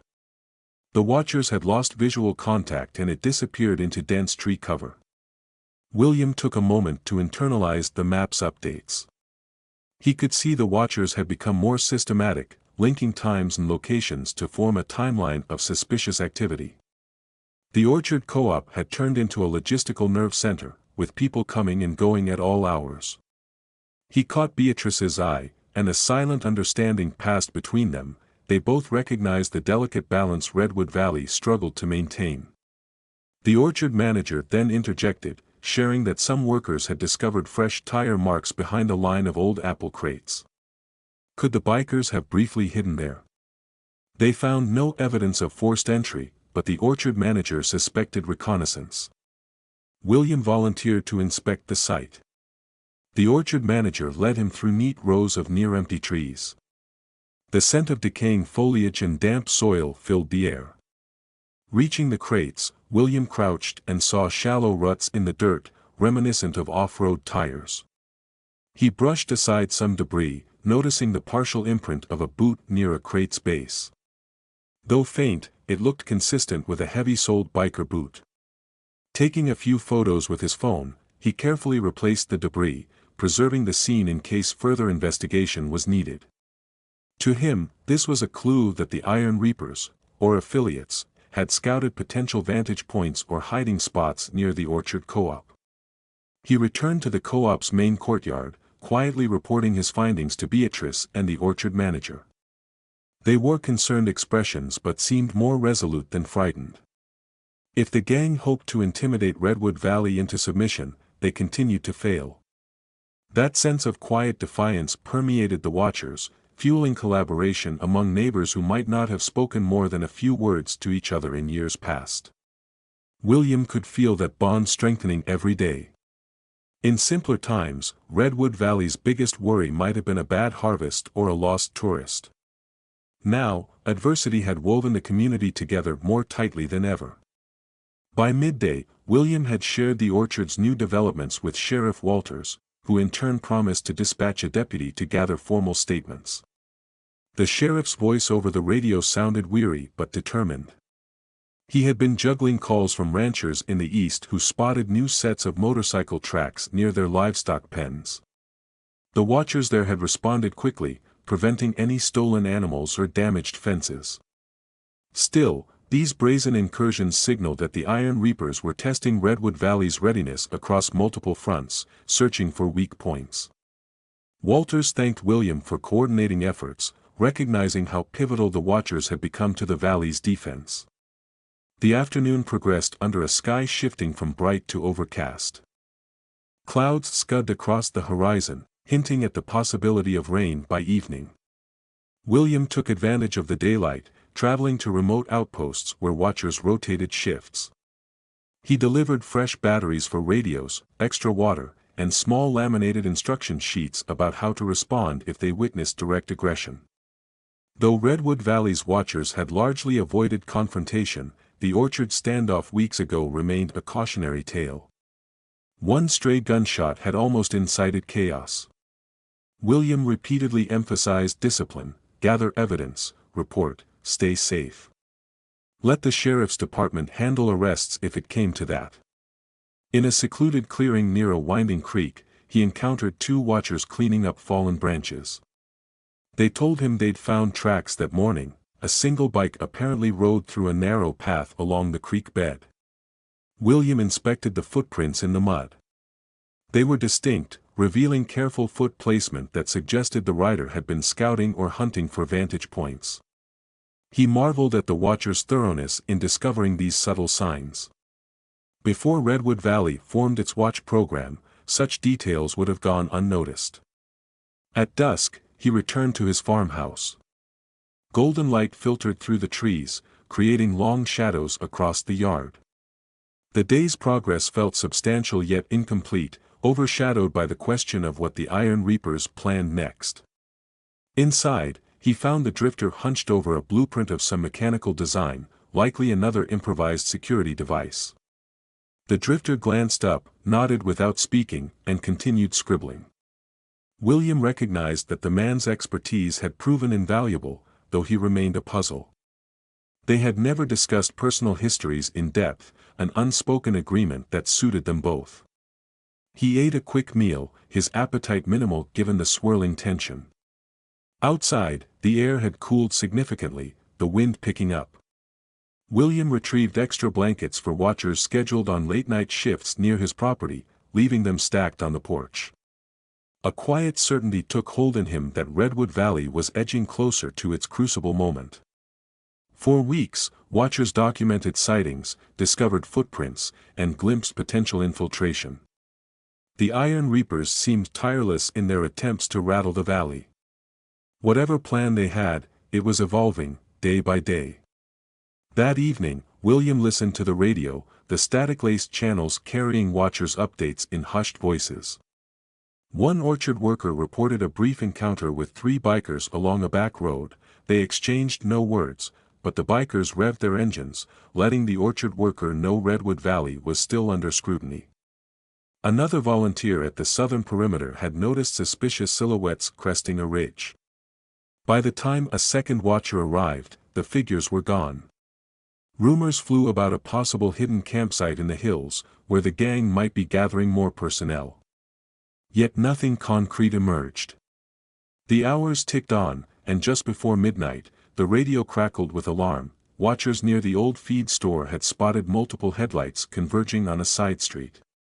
A flurry of messages followed, each from watchers in various vantage points.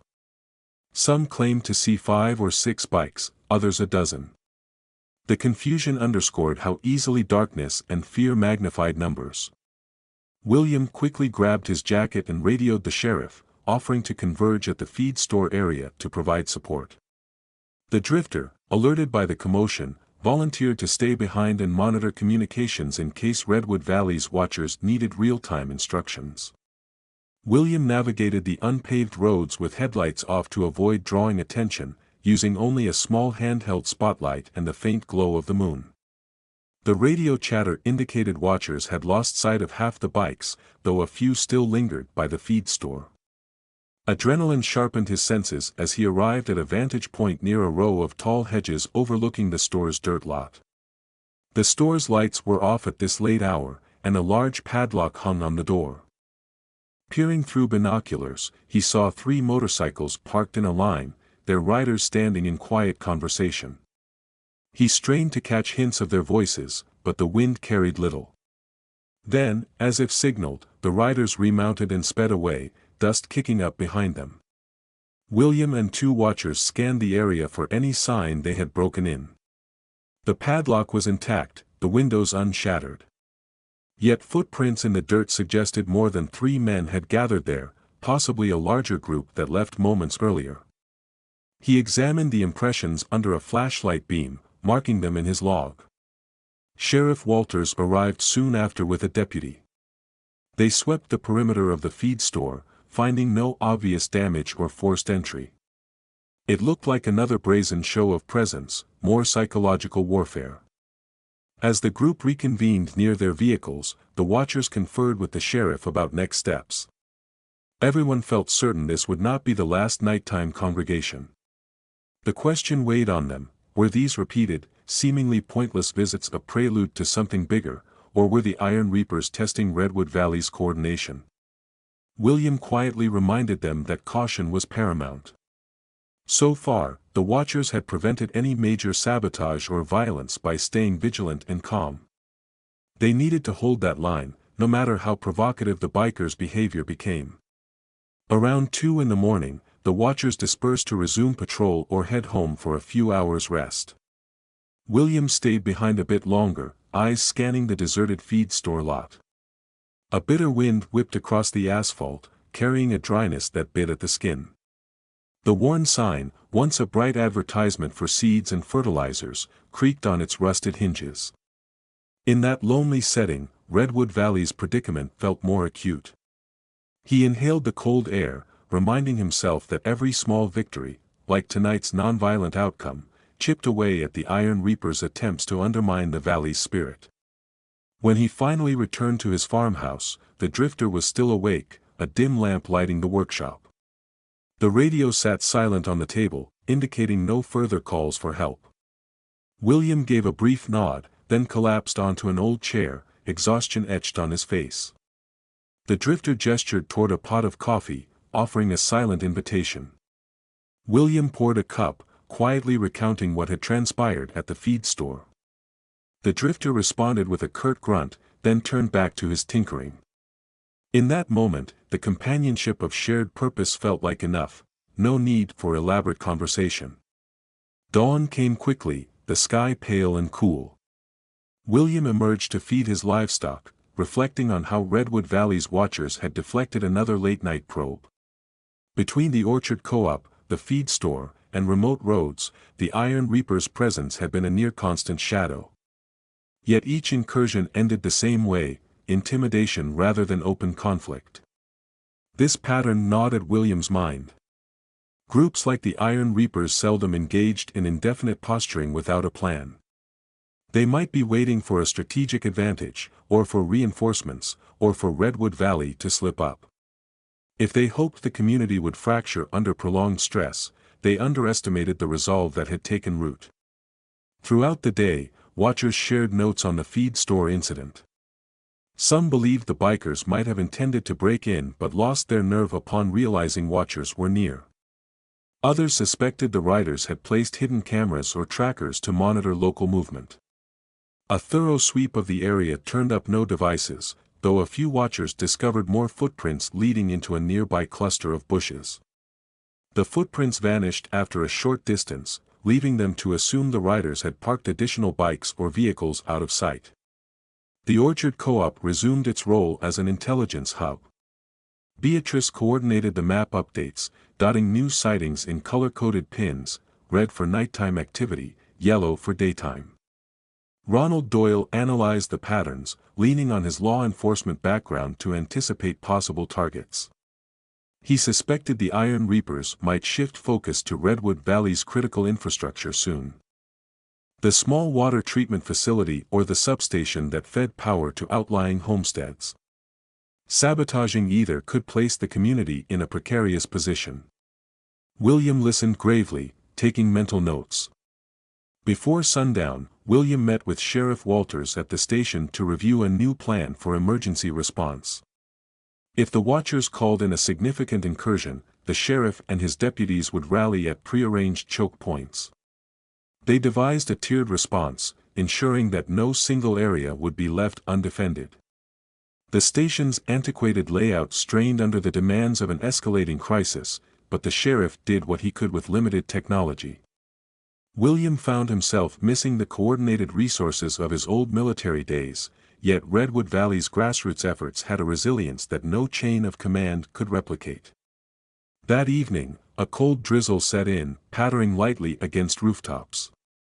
The Watchers, now well accustomed to braving the elements, donned waterproof gear and maintained their rounds. William, though weary, felt a flicker of relief.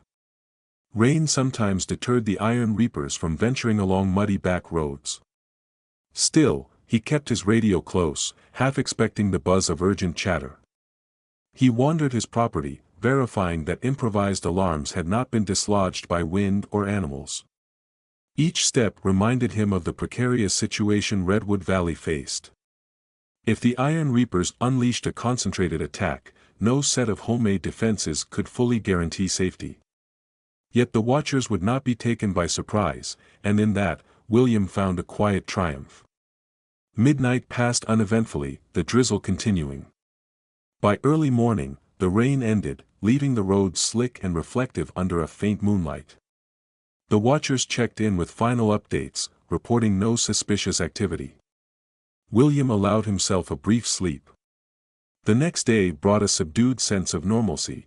The local school bus traveled its usual route, orchard workers tried to salvage the last of the season's apples, and the feed store reopened under watchful eyes. But the tension refused to dissipate, settling over Redwood Valley like an ever-present fog. People spoke in hushed tones about how the Iron Reapers' constant circling might soon crescendo into a definitive blow. Some older residents, who had seen the valley through various hardships, economic downturns, extreme weather, personal tragedies, remarked that they had never felt such a pervasive threat. William heard these murmurs each time he visited the diner or chatted with passers-by at the hardware store.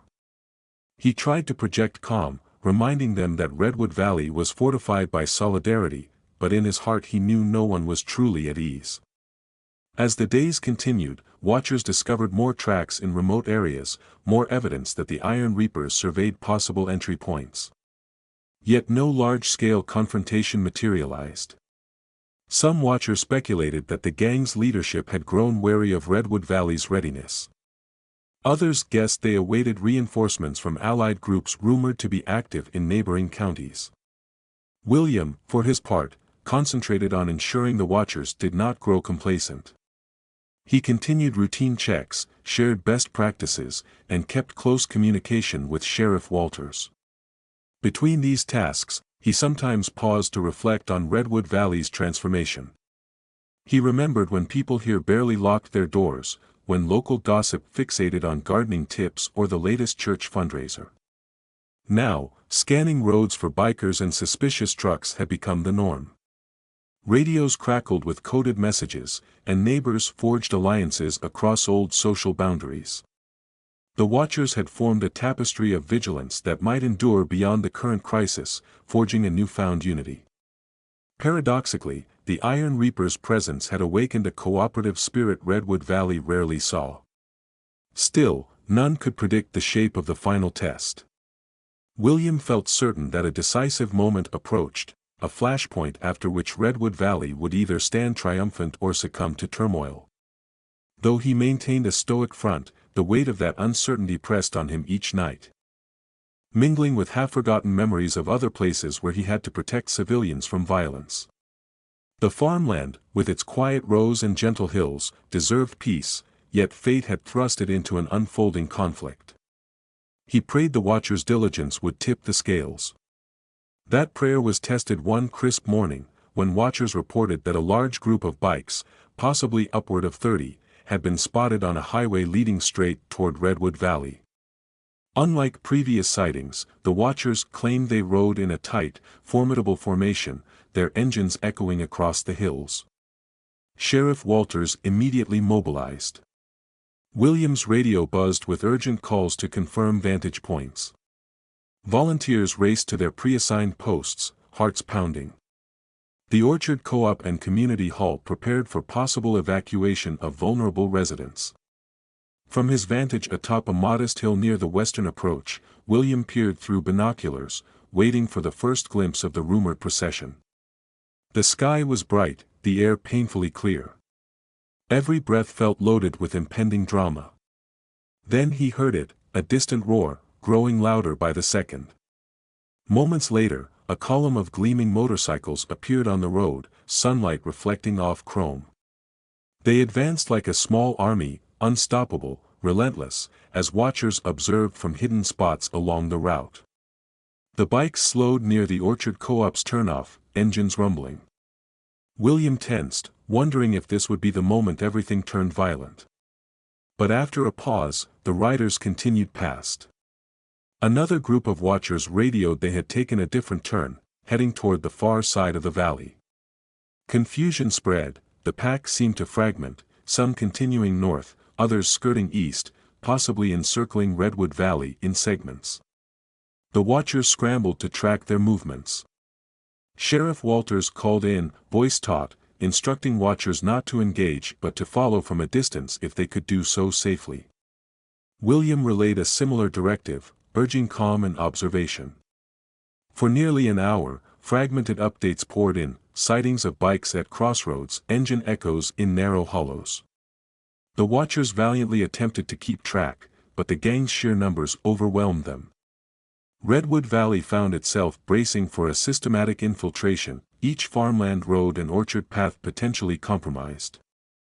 Then, just as suddenly as they arrived, large segments of the bikers regrouped on the main highway and roared away, leaving watchers stunned.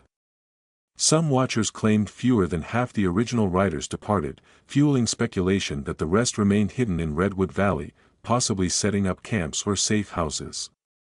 Others insisted they had counted all 30 bikes leaving, albeit from different exit points. The conflicting accounts underscored the chaos of the moment. Regardless, the incursion had ended without a shot fired, and Redwood Valley was left to wonder if they had just glimpsed the final rehearsal before a major strike. The watchers spent the remainder of the day combing roads, barns, and forest trails, searching for any sign that some portion of the Iron Reapers lingered. They found scattered tire marks, fresh footprints, and a few trampled patches of grass, but no definitive evidence of an organized camp. Exhaustion wore on everyone. By nightfall, Redwood Valley had mustered its strength again, determined not to let fatigue create vulnerabilities.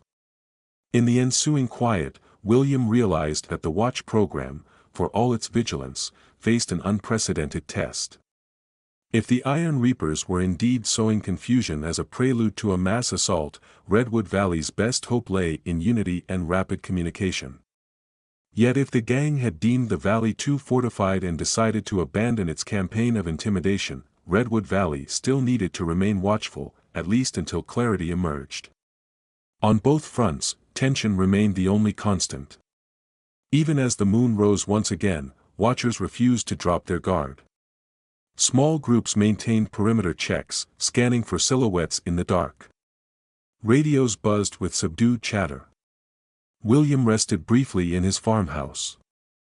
The soft glow of a lantern illuminating the single sheet of notes he had compiled throughout the day. Each line recounted sightings, times, and uncertain conclusions about the Iron Reapers' movement.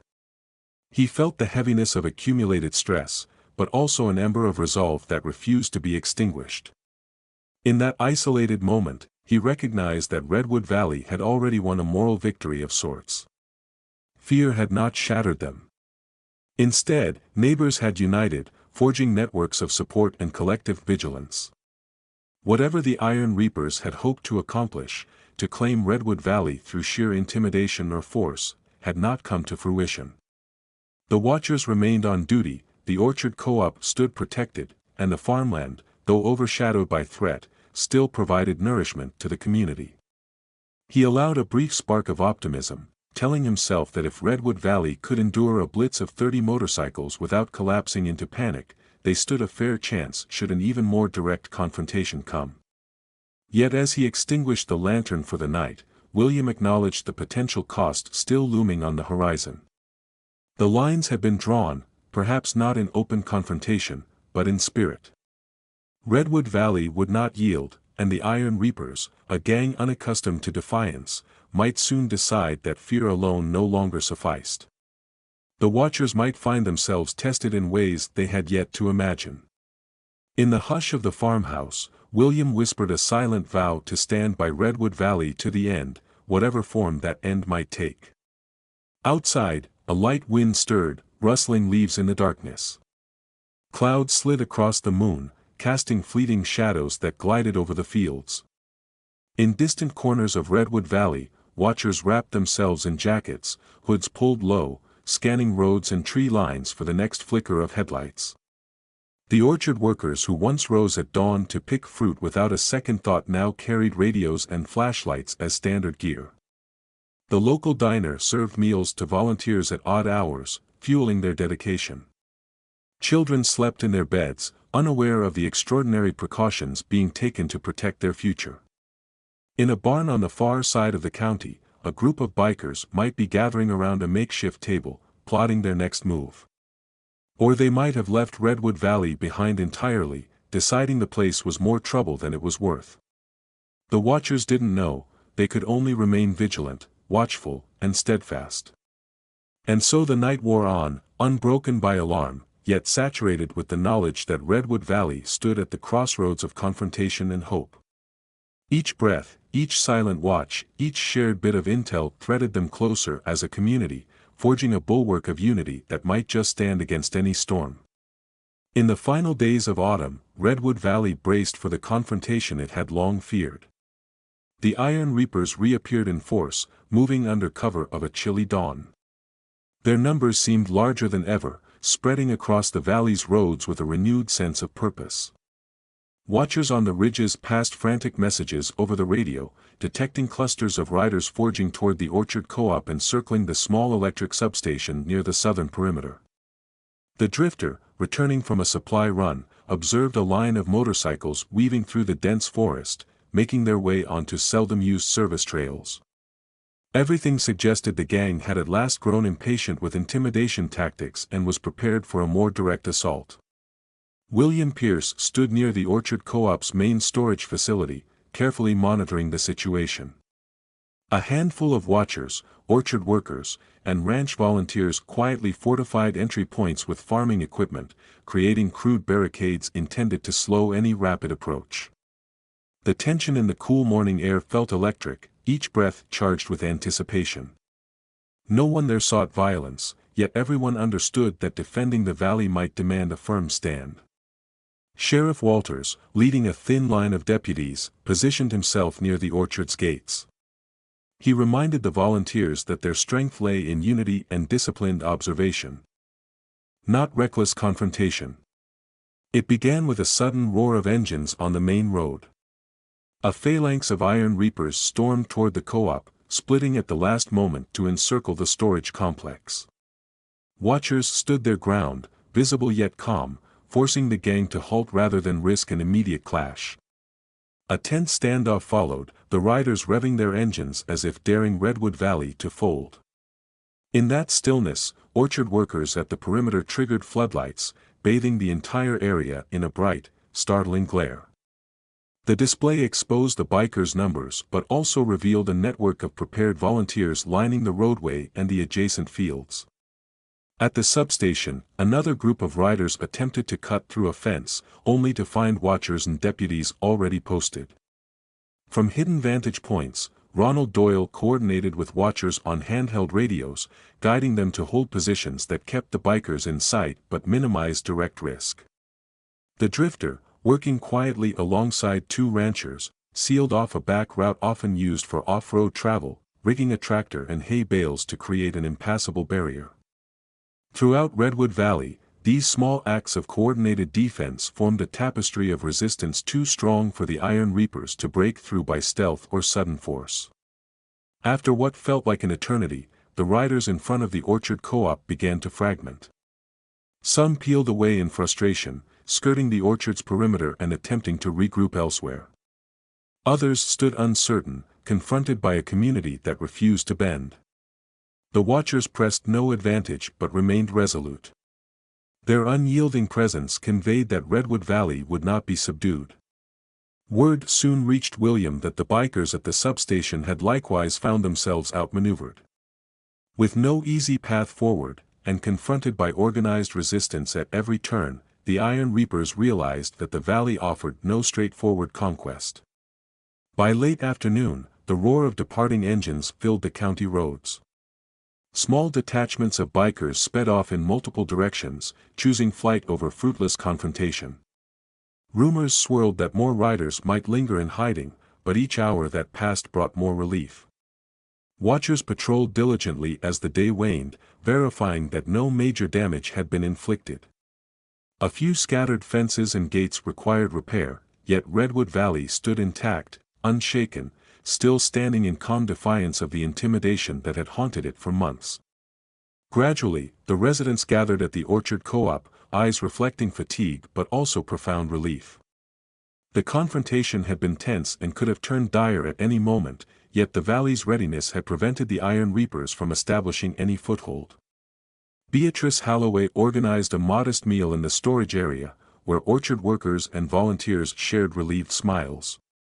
Even Sheriff Walters permitted himself a rare moment of pride in his deputies and the watch network that had held firm. By sundown, Redwood Valley returned to an almost startling tranquility. Although watch rotations remained, and the drifter continued quietly securing vulnerable spots, a sense of renewed hope radiated across the farmland. Fewer headlights prowled the roads at night, and the Orchard Co-op settled back into its everyday routines. Autumn's last leaves fluttered in the evening breeze, a subtle symbol of change and resilience. William Pierce surveyed the fields, reminded of how fragile peace could be, yet equally struck by the community's unbreakable spirit. The watchers had proven that unity outlasted fear, and in that final stand, Redwood Valley discovered a purpose far stronger than any threat that had once loomed in the distance.